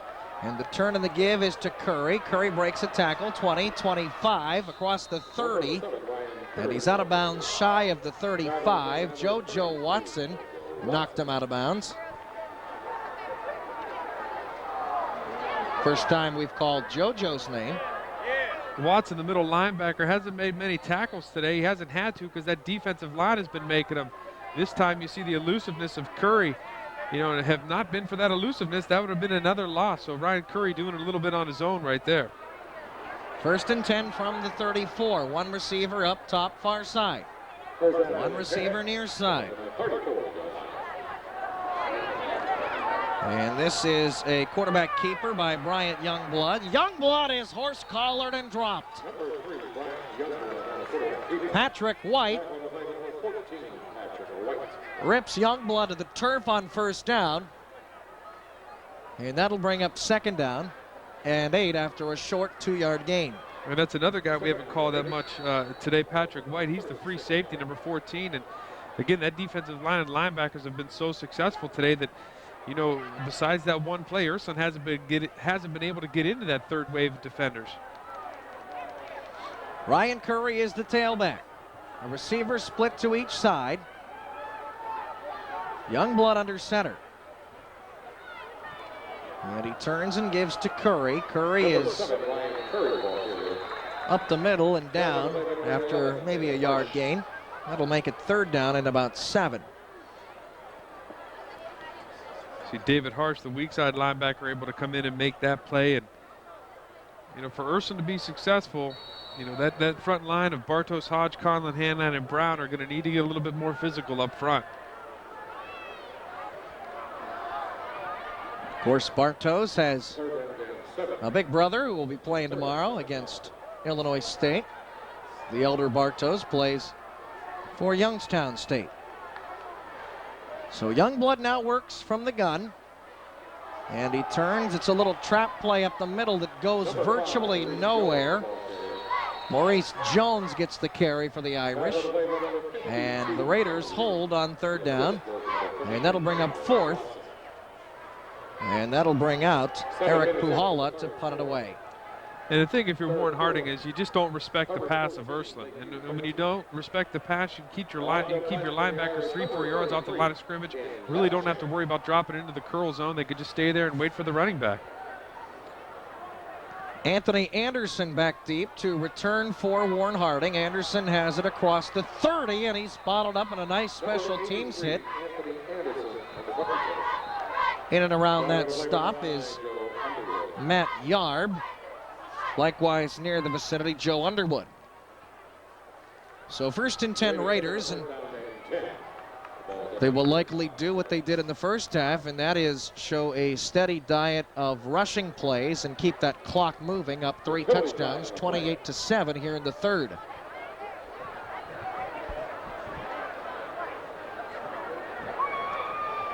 It's a crisp, cool night False start against the Irish. here at Mollenkopf Stadium. It was a false start there on Ursline. You see him talking to Dan Herron, the captain of that offense. They're just going to decline it and take the ball where it's at. So their offense will take the field. And again, Chad, it's so impressive, that Harding offense in the first half. Line of scrimmage is the 35-yard line. Herron is the lone setback. And Glover turns and pitches that way. Herron across the 35. He squirts to the 38-yard line, and he's brought down by the big guys up front for the Ursline Irish. Joe Underwood sticking his nose in there to make the stop. And again, tonight we see Joe Underwood. We mentioned at the beginning of the show that the fact that Joe Underwood played defensive end most of the season, now able to roam around there a little bit from the linebacker position, and I think that suits him a little bit better with his speed and athleticism. It's a gain of 3 on first down, second down and 7 from the 38. Glover gives. Herron up the middle, 45. Now to midfield, and Herron keeps his feet moving, and he continues to rack up lots of yardage here tonight. You know, a lot of times when you see a speed back, you always see him run on the outside. He could beat people to the corner and then take off down the sidelines and pick up big yards. The thing I like about Dan Herron is the fact that he runs in between the tackles, and he's still elusive. Dan Herron closing in on the 1,000-yard mark here this season. And for Ursline, it probably seems like this game. First and 10. Nearing midfield at the 49-yard line, and Sidney Glover may be changing a play. Glover fakes the handoff, is rolling. Glover eludes one tackler. Glover out of some traffic across the 40, 45, midfield, 45-40. Glover 35-30, and he's ridden out of bounds, but there are penalty markers all over the field, and we'll sort those out. Yeah, that play is going to come back, Chad. There's going to be a hold right from the get-go on this one. You saw Glover show his athleticism to get away from that first defender, but I think that first defender was held too. But nonetheless, a very athletic play by Sidney Glover. There you're going to see it right there. It's a little push in the back on Elliott Stewart. He's the one that misses that tackle. And the rest, and again, it wasn't that big of a push that it made a huge difference in this play, but it's going to cause this big gain to come back either way. Glover averaging 50 yards per ball game this season. As a team, the Raiders are averaging 222 yards. They've already well surpassed that, and we're still just in the third quarter. First and 15. They spotted at the 44. Herron is the lone setback. And more movement up front. And if my eyes did not deceive me, it looks like Luke George jumped on the right side of the line. And that should move Harding back 5 more and make it first and 20. Yep, that's the case. You are right, Chad. That is Luke George, who was lined up at the tight end position. Again, if you're Coach McDaniels early on here, you can't be happy with the sloppiness of your offense. Of course, Coach McDaniels is very meticulous in his preparation, and those kinds of things really bother him. And if you're going to be a good football team, you need to continue to improve on those things, and I know he'll have a few choice words about all the penalties for his team. Lawrence Coleman goes in motion. This is a pitch to Dan Herron. Herron across the 45-50, 45-40, the foot race is on. Cuts it back 35-30, 25-20, 15, 10, 5, touchdown!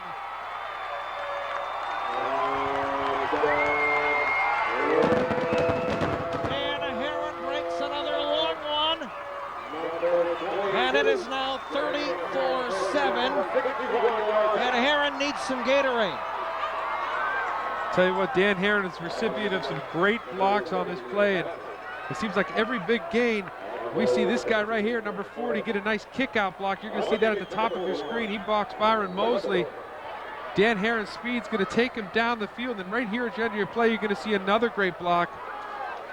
Way downfield, just out of your picture, you're going to see, looks like Chaz Johnson, the wide receiver, just get enough push on Ray Hightower to get him out of the way and get Herron into the end zone. Westover tacks on the extra point, and the Raiders continue to roll. They lead it 35-7. And we'll take a timeout. Come back with more. The Fox 1762 High School Football Game of the Week.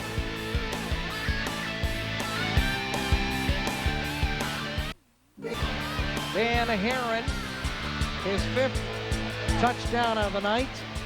And he is now over the 1,000-yard mark. He's got 1,014, and that's because of this run. You see Jimmy Butts right there. That's going to be the kick-out block that frees Dan Herron to run downfield. And, well, he's been doing that all night for Dan Herron. And then there you see the speed. And there you're going to see another big block right down the field. That's Chaz Johnson. Hasn't caught a pass tonight, but has had 2 big blocks on the 2 big Dan Herron runs. So nice team effort. Obviously a nice individual effort by Herron to score 35 points. Taking the kick is Maurice Jones at his 20 to the 25, bottled up at the 30, and he's brought down across the 30 near the 31-yard line. But listen to the numbers for Dan Herron here tonight. 22 carries and 265 yards. And again, he is now over the 1,000-yard mark here for the season, with a season total of 1,014. That's pretty impressive. Yeah, we talked about Joe Underwood getting the SVC Player of the Week last week. I think Dan Herron might not only get the Player of the Game Tonight award, but he looks good to get that SVC Player of the Week award this week. Another talented back from Warren Harding. And this is a low snap. And plowing over the left side for the Ursline Irish is Elliott Stewart, getting a rare carry with his team trailing at 35-7. You know, you think about that Harding team from a year ago. You know, they relied so much on the big play by Mario Manningham in the past. They could have really used this running game that Herron is showing tonight. They would have really made them a better team. It's a gain of 4 and first down, second down and 6. And Yarbin at quarterback turns and gives to Stewart. Stewart will have an Ursline first down as he squirts across the 40. And they'll move the chains and spot the football at the 42.5-yard line. Clock continuing to roll. And we're nearing the 6-minute mark here in quarter number 3. 35-7 is our score. And Matt Yarb in the gun, turns and gives to Stewart. Stewart across the 45 on the right side. And he's near midfield, or just shy. So maybe Coach Reardon just trying to get a different look in there. Gain of 7 on first down, second down and 3. Or maybe sending a little message. You know, you take your quarterback out, you take your top running back out, switch things up in the backfield and say, hey, if you guys can't get the job done, let's try somebody else. Matt Yarb is listed as a fullback, and he turns and gives again. It's Stewart. Another carry across midfield to the 45, and it looks to be another first down for the Irish. Yep, it is. And they're trying to get to the line as quick as humanly possible. And now the Warren Harding Raiders will take a timeout on the field. And we will take one as well. 35-7, the Warren Harding Raiders in command at this point of the Fox 1762 High School Football Game of the Week. If you're tired of getting the runaround when applying for an auto loan, why not visit your hometown credit union, ASECU? The Associated School Employees Credit Union, serving Mahoning County school employees and YSU employees, offers some of the best auto loan rates in the area. And because their offices are right here in Mahoning County, your loans are processed quickly. No waiting for calls from an out-of-town decision maker. Visit the ASECU offices in Austintown, Boardman, or on the YSU campus. You'll see why it's the best place to save and the only place to borrow. With the first pick in this year's draft, Dallas selects Cordell Russell, wide receiver, Nebraska.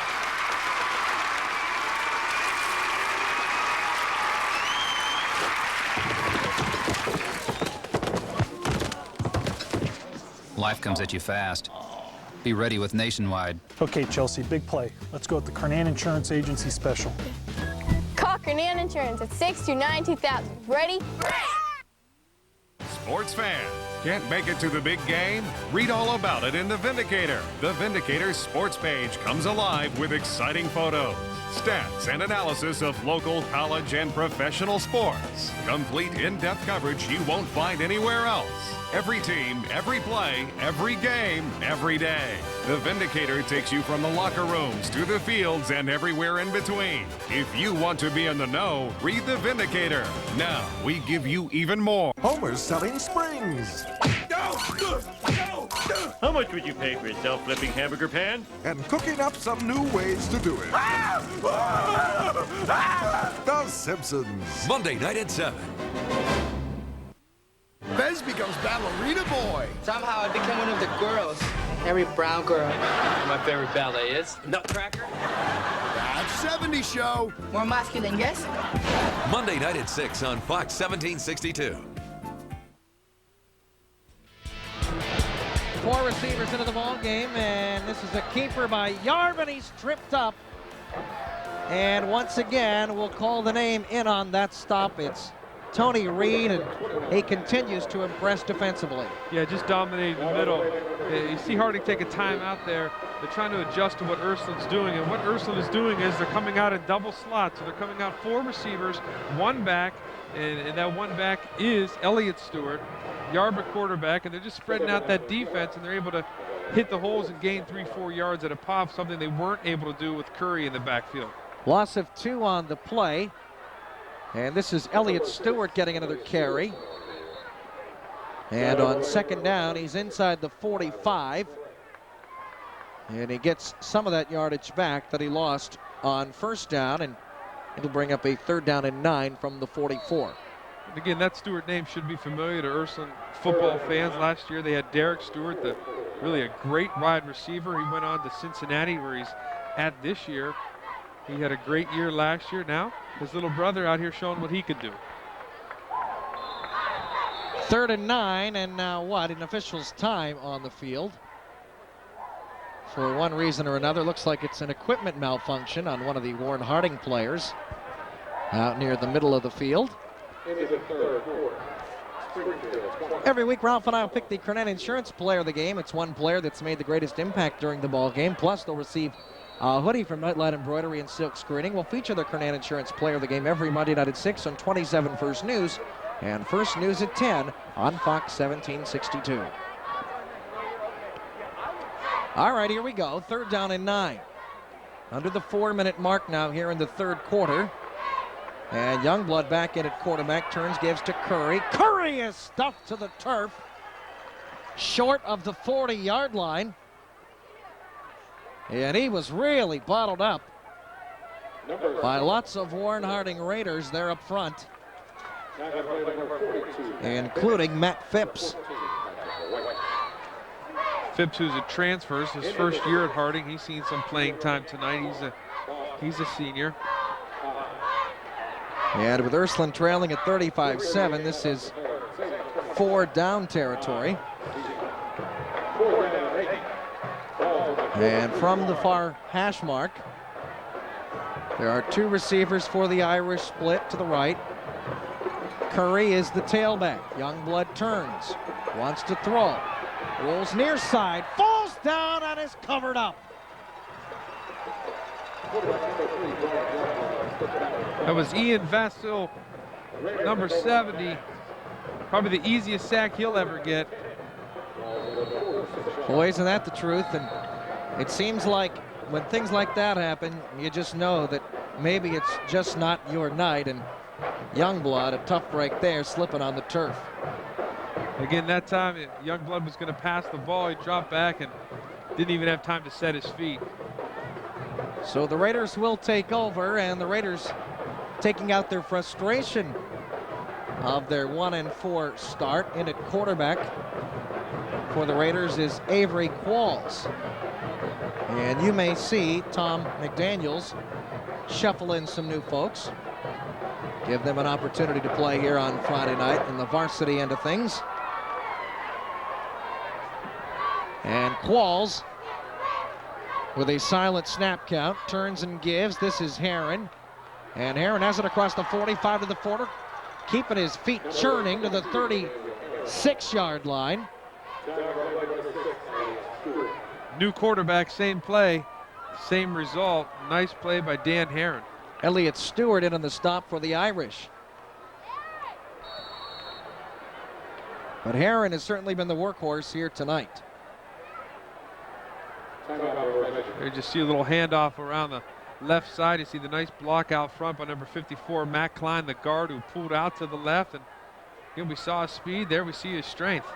And something that's impressive about Herron is the fact that he seems to have great field vision. He doesn't just run up there with reckless abandon, running and just trying to make something happen. It seems like he understands where the holes are or where they should or are going to be. And another thing I like about him is the fact that when he's done running, he hands the ball to the referee and runs right back to the huddle. Very we haven't humble. seen any, we haven't seen any taunting, any showboating, and if anyone has a right to, it's him. But he's played the game very classy tonight, and that might be a reflection of that man right there, Coach Tom McDaniel. After the measurement, it's just a hair short, no pun intended. 2nd down and 1. Line of scrimmage is the 36-yard line. And we are nearing the 2-minute mark here in quarter number 3.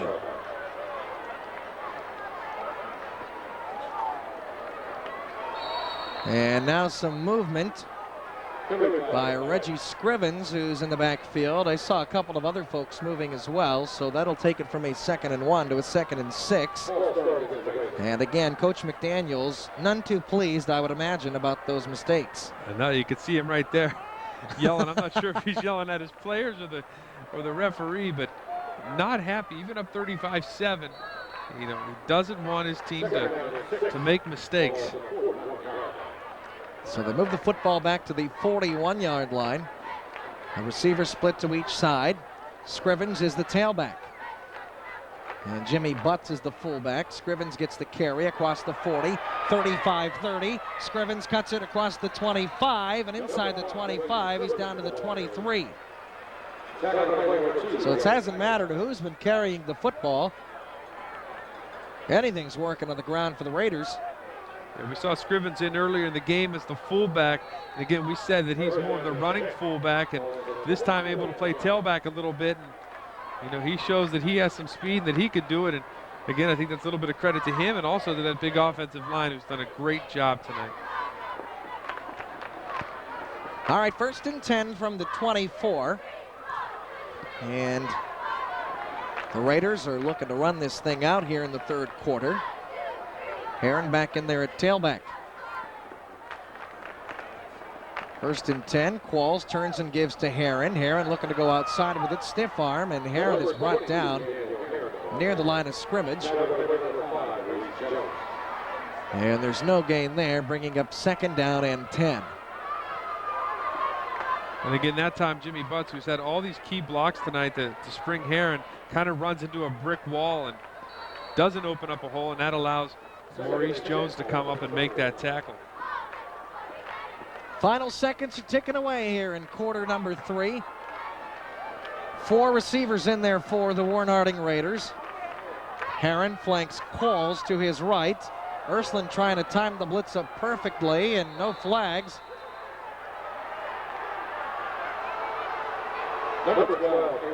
And Tom McDaniels, I do believe, thought there was a clear offsides call on the Ursline Irish, but no penalty flags, and clapping his hands is Joe Underwood. We'll take a look at it right here to see if he guessed right. Maybe you're going to see the blitz, and boy, that looked pretty good. It just looked like number 54, Matt Klein, didn't get off the ball quick enough, and it gave the impression that Underwood was offsides, but give credit. And that will wrap things up here in quarter number 3. 1 quarter to go. The Raiders looking pretty here tonight. 35-7. They are leading on the Fox 1762 High School Football Game of the Week.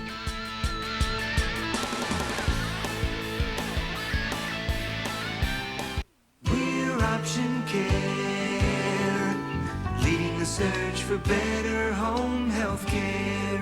We're searching and seeking, each day is a quest, discovering new ways to give you our best. We're Option Care. for better home health care. I started making pizza in 1967.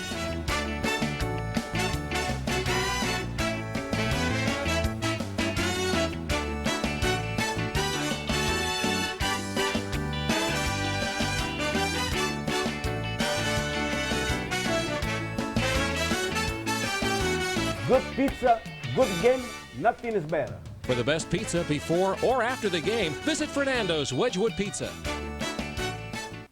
Lighthouse Pools wants you to have a chance to win your very own fantasy game room. Register at either Lighthouse Pools location in Boardman or Niles. Each week, 2 contestants will become eligible for the grand prize drawing in December. Tune in to watch the Browns games on 27 WKBN or Fox 1762 to see if your name is announced. If the opening or second half kickoff is returned for a touchdown, you win a weekly prize too. Go to WKBN.com for complete details. Register to win a fantasy game room from Lighthouse Pools and these fine sponsors. Lighthouse, this is the life. 27 First News is your station for local news. I'm Rob Schmidt. And I'm Sarah Eisler. For more than 50 years, 27 First News has been the most trusted source for local news here in the Valley. Covering the news in your town, your community, and your neighborhood. We deliver the stories that matter to you the most, because what happens here affects us too. Your station for local news is 27 First News, where your news comes first.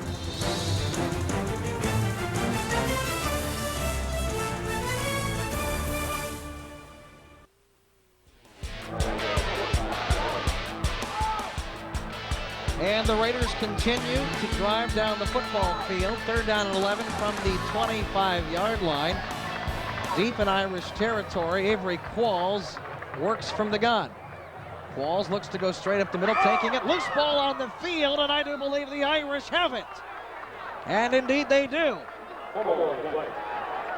So Avery Qualls coughs it up. And Ursline will take over. It's recovered by Byron Mosley. And again, I think the execution so far in the second half, obviously Harding has a touchdown here, but I would think Coach McDaniels can't be happy with the overall execution. And penalties, that turnover, just the mental mistakes that have plagued this team here in the third quarter, now early fourth quarter. On the other hand, the Irish haven't been able to do much offensively, just 94 total yards to 353 for Warren Harding. Youngblood turns and gives to Curry. And Curry around the left side. Fails to reach the 20-yard line. Bringing up 2nd down. There you see Matt Phipps, the middle linebacker, able to come in, be patient, go flow down the line of scrimmage and make that play. And again, ever since that first play, really the second play of the game when Curry had the big run, Harding has done a nice job of shutting it down. And they take an official's timeout on the field. Tom McDaniels is onto the field, and he's not pleased about something. And the officials made a point to blow the whistles and go over and say something to Coach McDaniels, but now we're back to playing some football. 3rd down and 8 from the 19-yard line. Bryant Youngblood turns and gives to Curry. Curry bringing it near side across the 20, not much more than that, to the 23. It's a gain of 4, but that is short of the mark for a first down, and Ursline may have to punt it away again. There you see Curry on the sidelines getting a little bit of attention on his equipment, but you know, this Harding defense has been everywhere. That time Marlon Parker, defensive end, we've called his name a few times tonight. They're just all over the field, not giving any cutback lanes, not giving them any gaps to run in.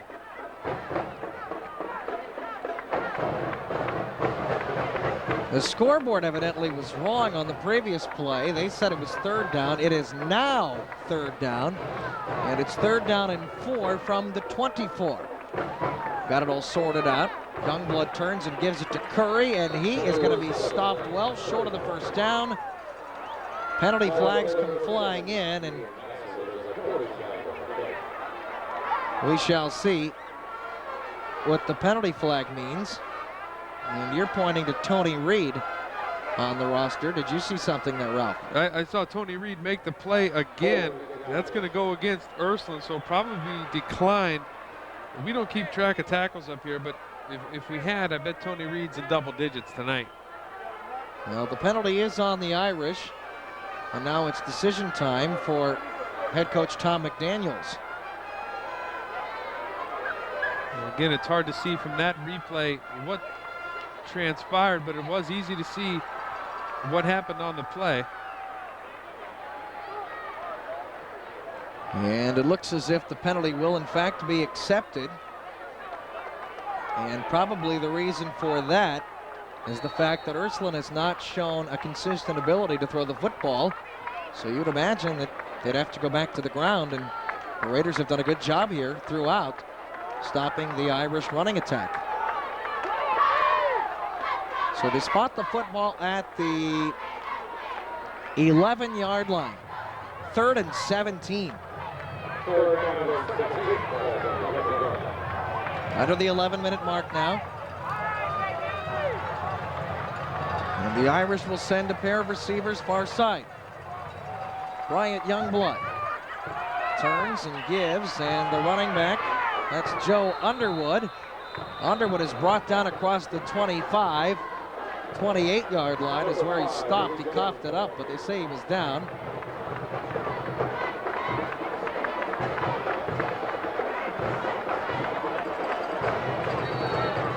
It's going to be interesting to see here at the end of the play. Like you said, Chad, they're going to rule this down on contact,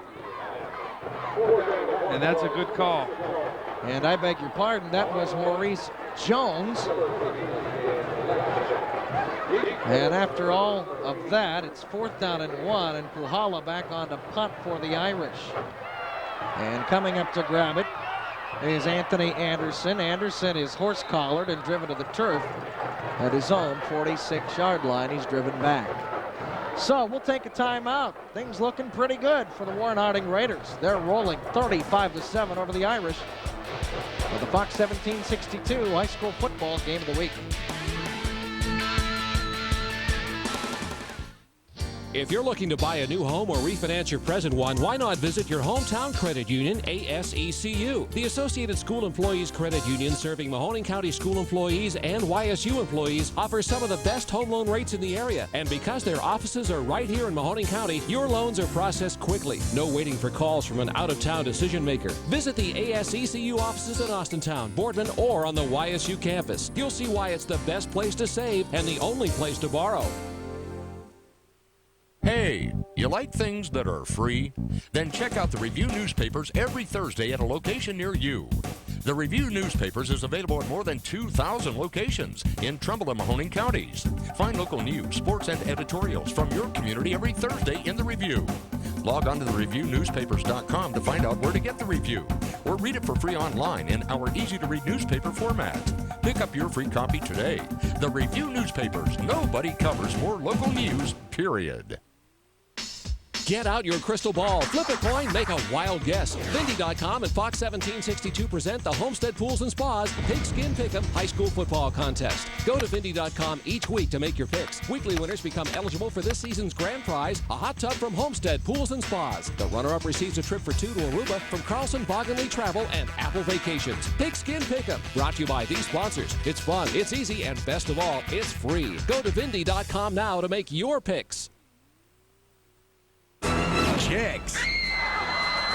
Dig. It's awfully hot in here. Becker. I know you're attracted to me. Ew. He's smooth and sophisticated. Listen to me. Follow my lead. I had a sex change operation. Holy crap. Someone has been working out. Becker. Watch him operate 5 nights a week. Monday night at 10:30 on Fox 1762. First down and 10 for the Raiders. Sidney Glover under center. Make that Avery Qualls, and he turns and pitches. This is Reggie Scrivens, and Scrivens around the far side has a first down, or at least is very close to a first down. Yep, they'll move the chains. And no matter who's in there, the Raiders continue to execute offensively, especially on the ground. Yeah, that time Avery Qualls throws it about as hard as you can on the pitch. Right back to Reggie Scrivens, and Scrivens again shows that he's a junior, just like Heron, but is someone to be reckoned with. And If he hadn't fallen down, there might have been about 10, 15 more yards tacked onto that run. Jay Provitt checks in for the Raiders. And Qualls will stay in at quarterback. The running back is Reggie Scrivens once again. And Qualls turns and hands off. Again, it's Scrivens. And Scrivens continuing to move the pile to the 30-yard line.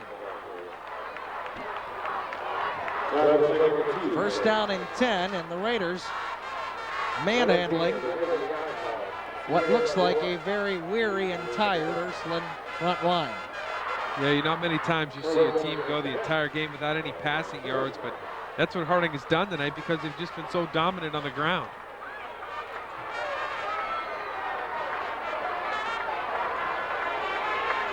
So Qualls will bring the Raiders to the line. They will split two receivers far side, and that's Reggie Scrivens again, the tailback. In motion goes Lawrence Coleman. And this is a give to Scrivens. Scrivens has it across the 25, inside the 20, and down and out of bounds at about the 19.5-yard line, or maybe the 18. We'll see where they spot it.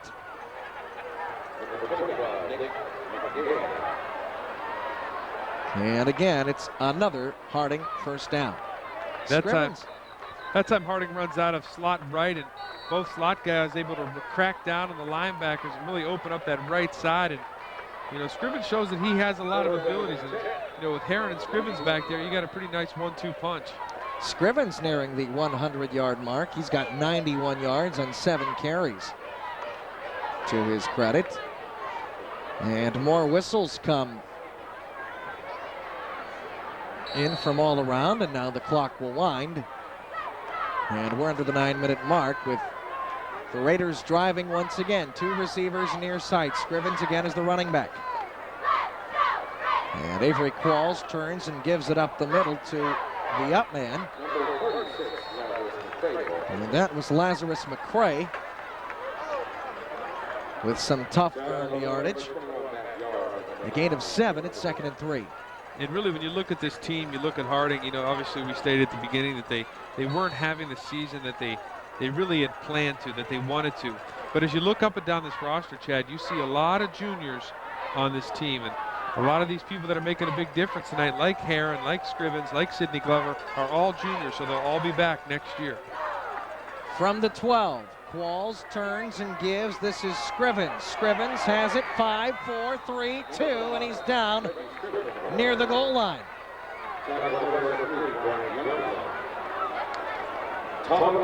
And it is now 1st and goal from the 3. And you know Scrivens would like to get this thing into the end zone. He says, hey, Herron has 5 of these. I'd like to have at least 1. And pushes his way down to about the 3 and hopes Coach McDaniels calls his name again. Scrivens now 8 attempts, and he's at that 100-yard mark. And he is the running back, and maybe they'll give it again to him. Qualls turns, gives. Scrivens trying to plow forward. Does he get in?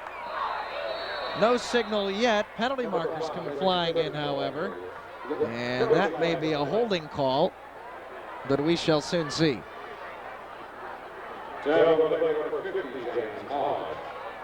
Yep, that's the case. So move the Raiders back 5 yards, and we'll call it 1st and goal from the 8-yard line.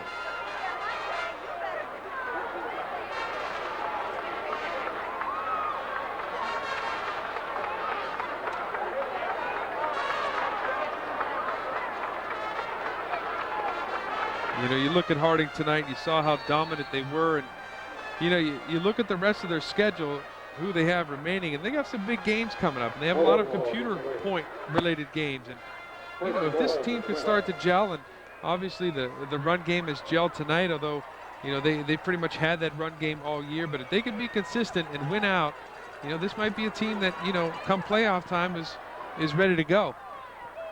They now spotted at the 12. And Avery Qualls with a long count, and the officials will drop another penalty marker, and it's a delay of game penalty on Warren Harding. And you can see what lies ahead for the Raiders. Of course, Cleveland St. Ignatius is always a tremendous football team. Then at Massillon, and a team from the Pittsburgh area, and then another team from Pennsylvania and Erie Cathedral Prep. So what lies ahead is not going to be easy, to put it plainly. No, it isn't, but you know, that's what you need. You need to play tough teams, you need to play winning teams to get those computer points, and you know, you beat good teams and they beat teams, you get the points. So that's what they're going to have to hope for. First down and goal from the 17. Qualls on a quarterback keeper to the 15, and he's stuffed back on a whale of a hit by Joe Underwood. I think Joe Underwood just took about 3.5 quarters of frustration out on Avery Qualls. What a stick. Qualls, again, is the more throwing quarterback of the two, and he runs straight up and down, and when you run straight up and down, you're going to get a lot of that. Underwood, listed as a tight end and defensive end. He's 6'2", 249 pounds. And you have to imagine that Avery Qualls felt all 249 of those pounds as well. Second down and 15 after the gain of 2. And I think he might still be on feeling it. Field, and does the Irish have it? They'll unpile everybody, and indeed they do. So the Irish with another turnover that they garner.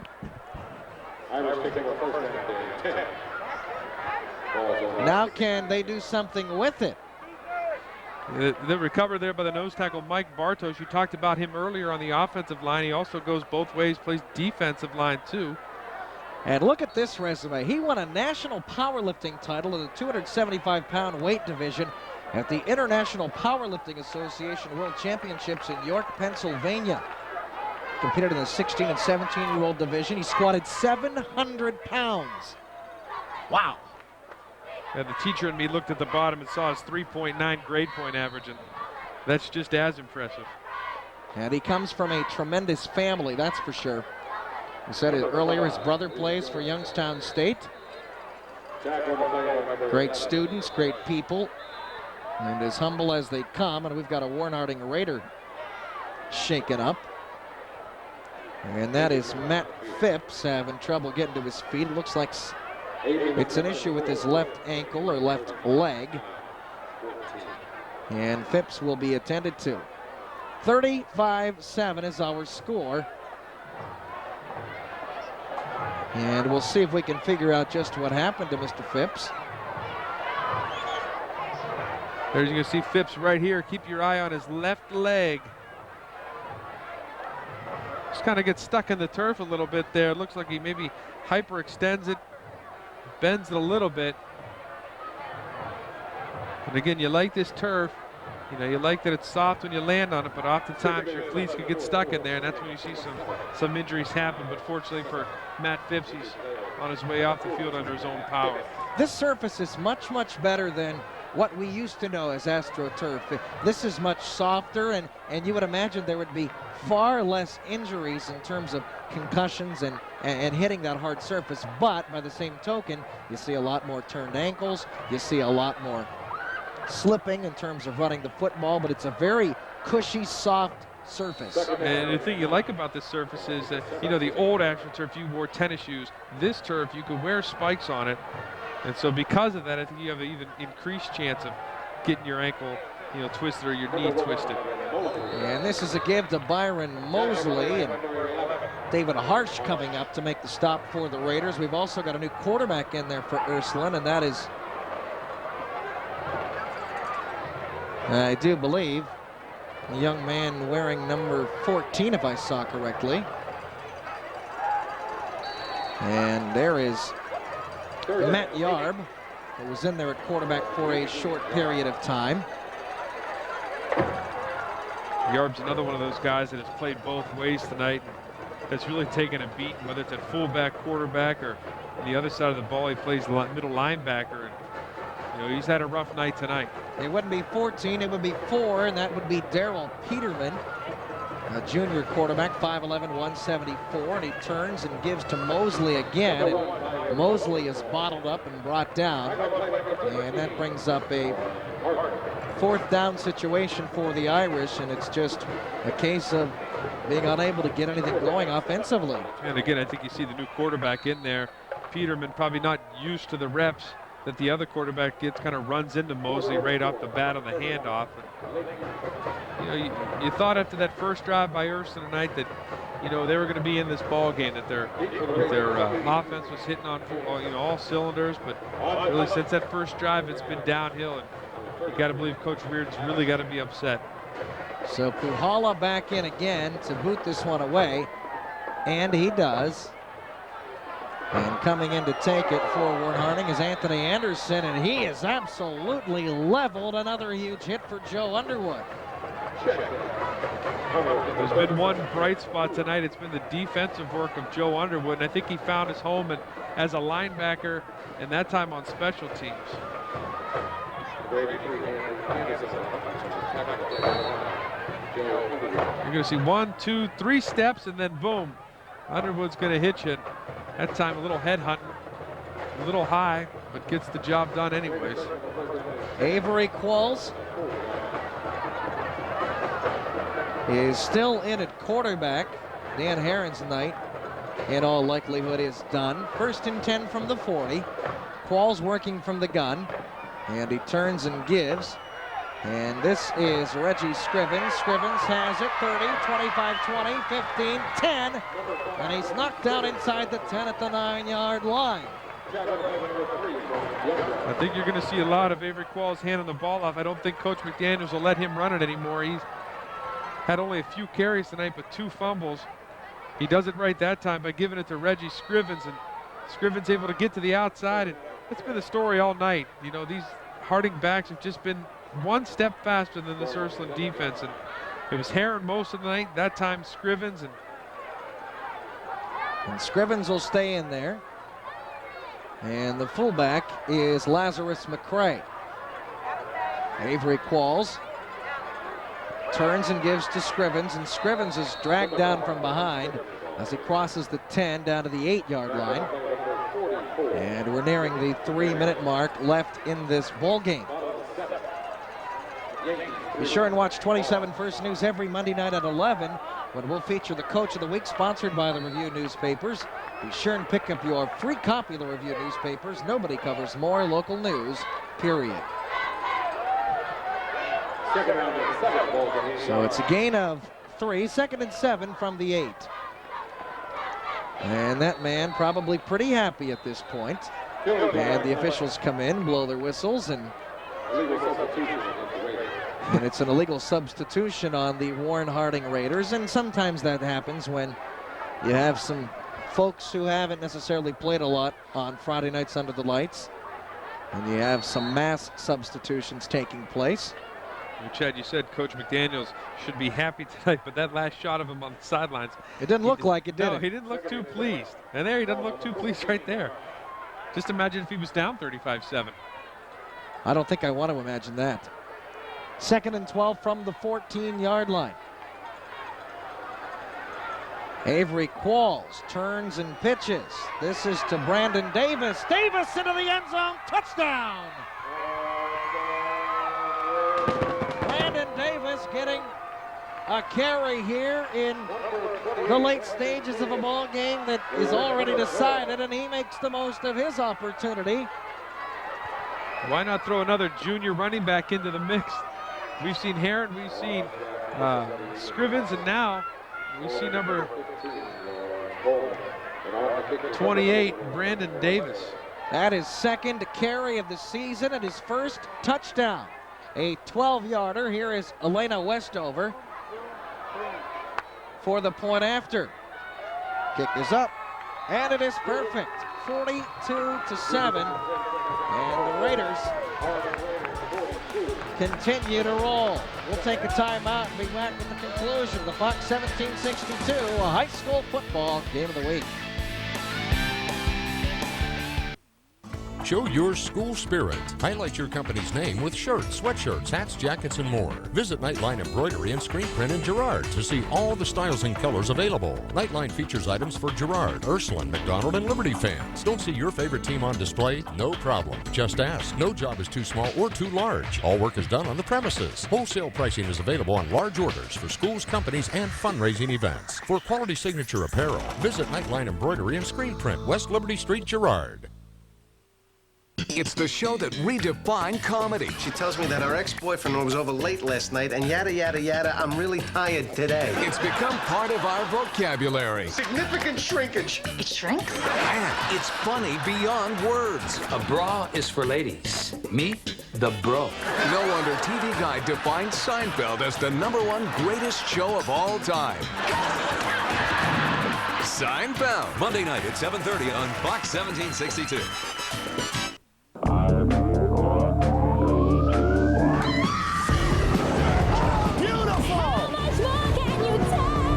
That's what I'm talking about, baby. Alligators, ladies. Monday through Friday. You've got to face the fear. That's what it takes. 5 days a week. Get your daily dose That dude is hitting hard. of Fear Factor. Monday at 4 on Fox 1762. That was the craziest stuff I've ever done. The Penguins return home to Stambaugh Stadium on October 1st to open up Gateway Conference play against the Illinois State Redbirds. Fans receive a free senior poster, compliments of National City Bank. Plus, post-game Phantom fireworks will follow. Saturday, October 1st, YSU will tackle Illinois State. So come on out and bring home a Penguin victory with Fox 1762 and 27 First News, where your news comes first.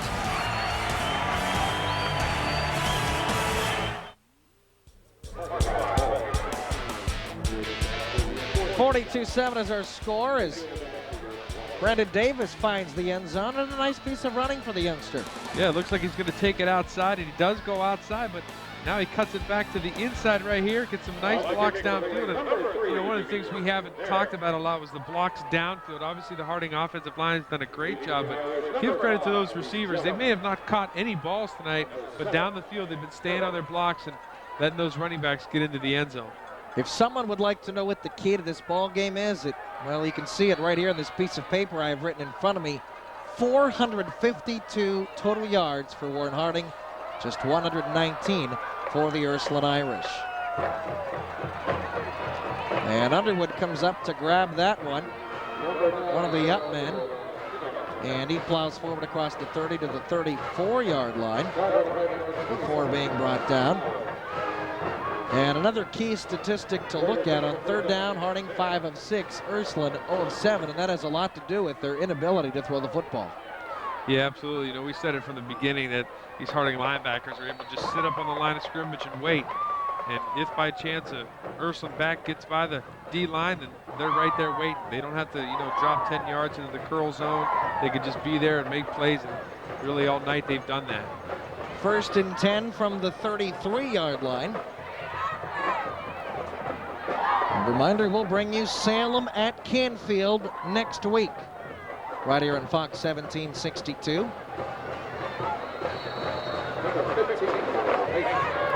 And in terms of what's lying ahead for the Ursline Irish, of course, Canton Central Catholic and Columbus Watterson, two very solid programs, and then a ball game that lots of folks in the area are very familiar with, very popular. The matchup with Cardinal Mooney. We'll bring that ball game to you on the 21st. And then on the 28th, it's Akron St. Vincent St. Mary's. So that's one to look forward to, that Mooney Ursline, because regardless of what records are at that point, that is always just a whale of a ball game. Yeah, Stambaugh Stadium always packed for that one. And the Irish go back to the ground, and it's Daryl Mason. And Mason is a freshman. And he's able to get the carry for the Irish as we wind things down. 3rd down and 2. Final 2 minutes as we are nearing in on 1 minute left in this ball game. Now under a minute.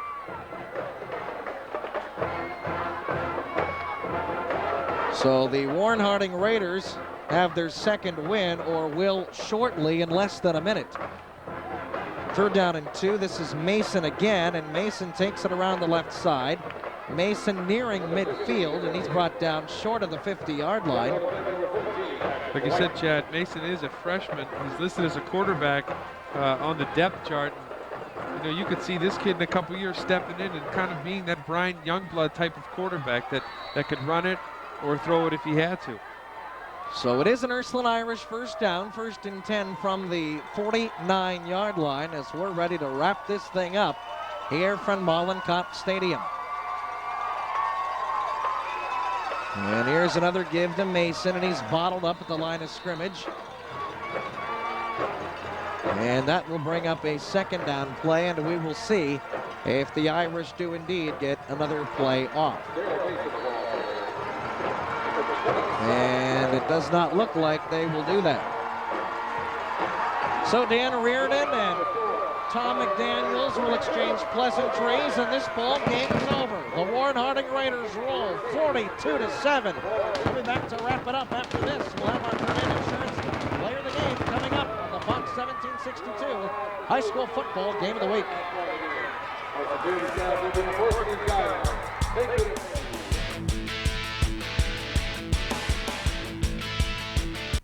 Lighthouse Pools wants you to have a chance to win your very own fantasy game room. Register at either Lighthouse Pools location in Boardman or Niles. Each week, 2 contestants will become eligible for the grand prize drawing in December. Tune in to watch the Browns games on 27 WKBN or Fox 1762 to see if your name is announced. If the opening or second half kickoff is returned for a touchdown, you win a weekly prize too. Go to WKBN.com for complete details. Register to win a fantasy game room from Lighthouse Pools and these fine sponsors. Lighthouse, this is the life. If you're tired of getting the runaround when applying for an auto loan, why not visit your hometown credit union, ASECU, the Associated School Employees Credit Union serving Mahoning County school employees and YSU employees, offers some of the best auto loan rates in the area. And because their offices are right here in Mahoning County, your loans are processed quickly. No waiting for calls from an out-of-town decision maker. Visit the ASECU offices in Austintown, Boardman, or on the YSU campus. You'll see why it's the best place to save and the only place to borrow. Save on our complete line of economy, midsize, and luxury cars at Columbiana Buick Cadillac Chevrolet. Hi folks, Mark Asher here, and this week every car is on sale, including the Red Hot Cobalt, Buicks, Cadillacs, and others. At Ohio's largest, you can go online, check out our inventory, and get money-saving coupons. All at drivecolumbiana.com. This is your chance to save, so come and see us at Columbiana Buick Cadillac Chevrolet. With the first pick in this year's draft, Dallas selects Cordell Russell, wide receiver, Nebraska.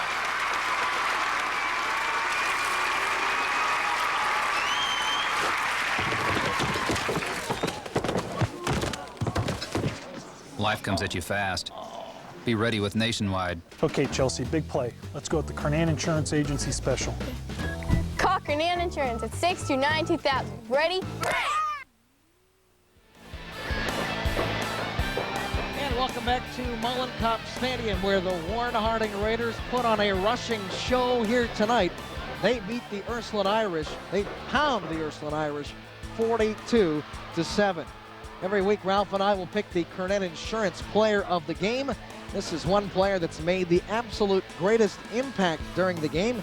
And this week's Kernan Insurance Player of the Game, well, it wasn't difficult to select. It was Dan Herron. He went off tonight to the tune of 274 yards on the ground on 24 carries. He found the end zone 5 times, and he did pretty much anything he wanted to when he carried the football. Yeah, we saw a little bit of everything from him tonight. We saw the power running, we saw the speed, and just an all-out impressive performance by Dan Herron. So again, congratulations to Dan Herron. He is our Kernan Insurance Player of the Game. He'll receive a hoodie from Nightline Embroidery and Silk Screening. I'd like to thank some folks before we get on out of here. Our director is Mike Roscoe. Our technical director is Bill Billette. On audio, Chris Moscow. Our photographers, Ben Franklin, Rodney McNinch, and Jason Vinkler. Mike Hart working out before they went in to put the pads on. What do you hear down below, Jackaroon? Well, Brent, that pregame warm-up was so critical. Offensive coordinator Terry Malone looked Mike Hart over, and at the end of the warm-up said, well, are you ready? Mike Hart winked back and said, I'm all ready. Always ready for Michigan State. He will start today. All right, Jack, thank you. With my partner, Gary Danielson, another story involving Michigan. Steve Bruston can't go today because of a shoulder injury. You know, Brent, of the two stories, I think Steve Breston, you never want to lose a football player. You know that. But, you know, he's replaceable. They have some guys in depth at wide receiver. I think Mike Hart is more important to this offense for a few reasons. He doesn't turn the ball over. He's a better receiver, and he's a better pass protector. That should make Chad Henne a better player. What about Drew Stanton, the all-everything quarterback at Michigan State? There's no tougher player in college football defense right now than Drew Stanton. With his legs and his arm, he is an emerging superstar in college football. You know, there's been one problem for the Wolverine defense dating back to last year at Ohio State. Yeah, it really has. It started with Drew Stanton against Michigan State, and it went from there.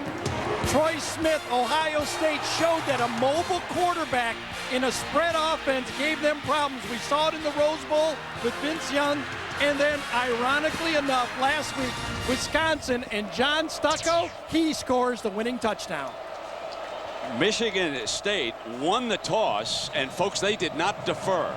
That's a story to begin with. They said, let us have the football with this high-powered attack, and they will come out on the 20-yard line. So we have been talking about number 5, Drew Stanton, and he has really emotional feelings about playing Michigan, Gary. You know, he grew up not liking Michigan. And, you know, Brent, sometimes there's an inferiority complex at Michigan State.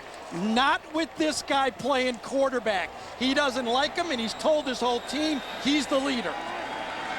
The first play, they script 8 prior to the game, and they will open up with that shotgun look as you look down on this gorgeous Saturday here in East Lansing. Not a seat to be had. Both bands are here. And on first down, the offensive line gives Stanton plenty of time. Can't find an open receiver. Dancing. And finally, at the 21-yard line, the completed pass to Terry Love, the sophomore wideout. So the Ameriprise starting lineup, and here are the fellas who have been making it happen. Brandon Teague, one of 3 running backs, Woods, Scott, and Brown for the Spartans. Behind this offensive line, and this may be the most underrated offensive line in the Big Ten, it is anchored by Chris Morris. He is the all-everything center.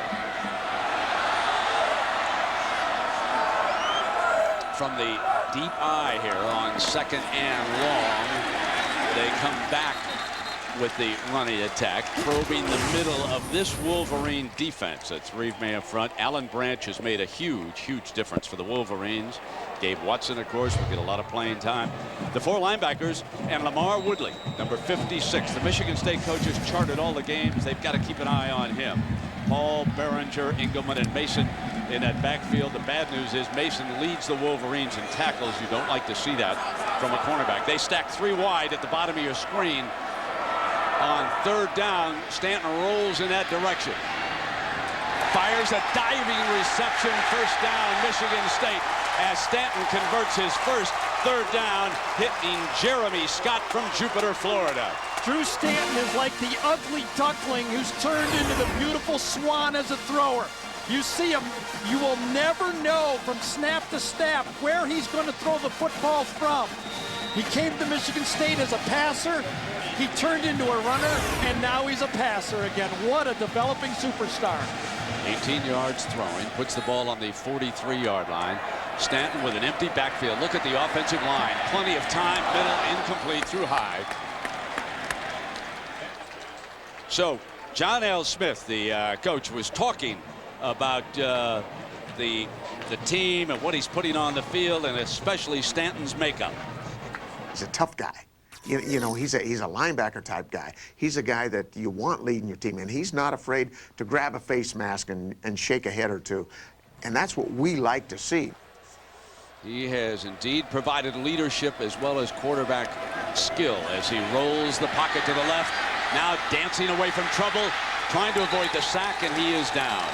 Could not get out of the way as Pat Massey, the senior, 283-pound senior, number 94, in for the Wolverines. That's a loss of 13 yards on the sack.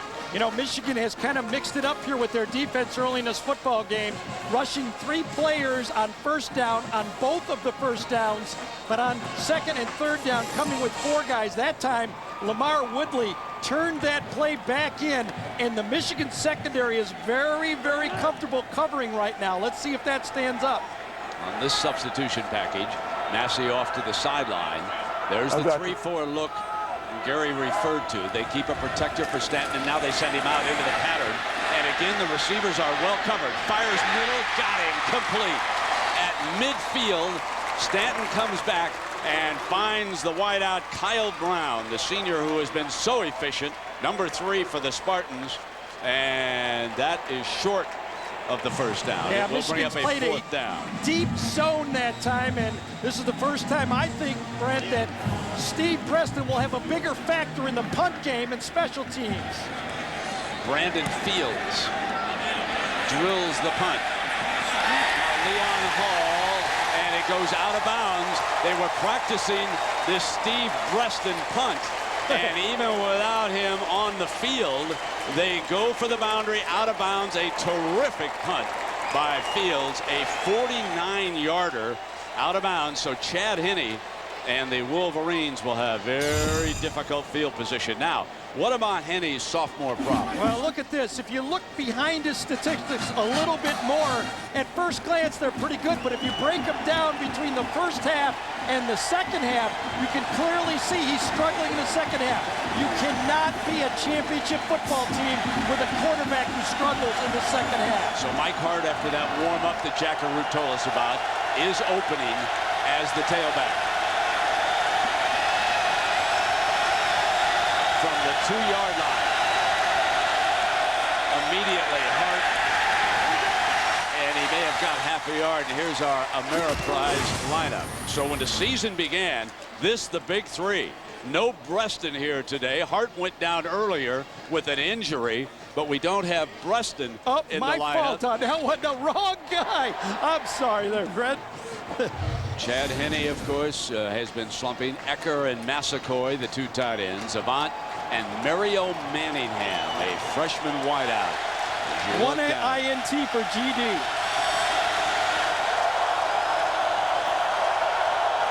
From the blimp, up above Henne, firing complete, and he brings it out beautifully. Close to a first down is Carl Tabb, number 17.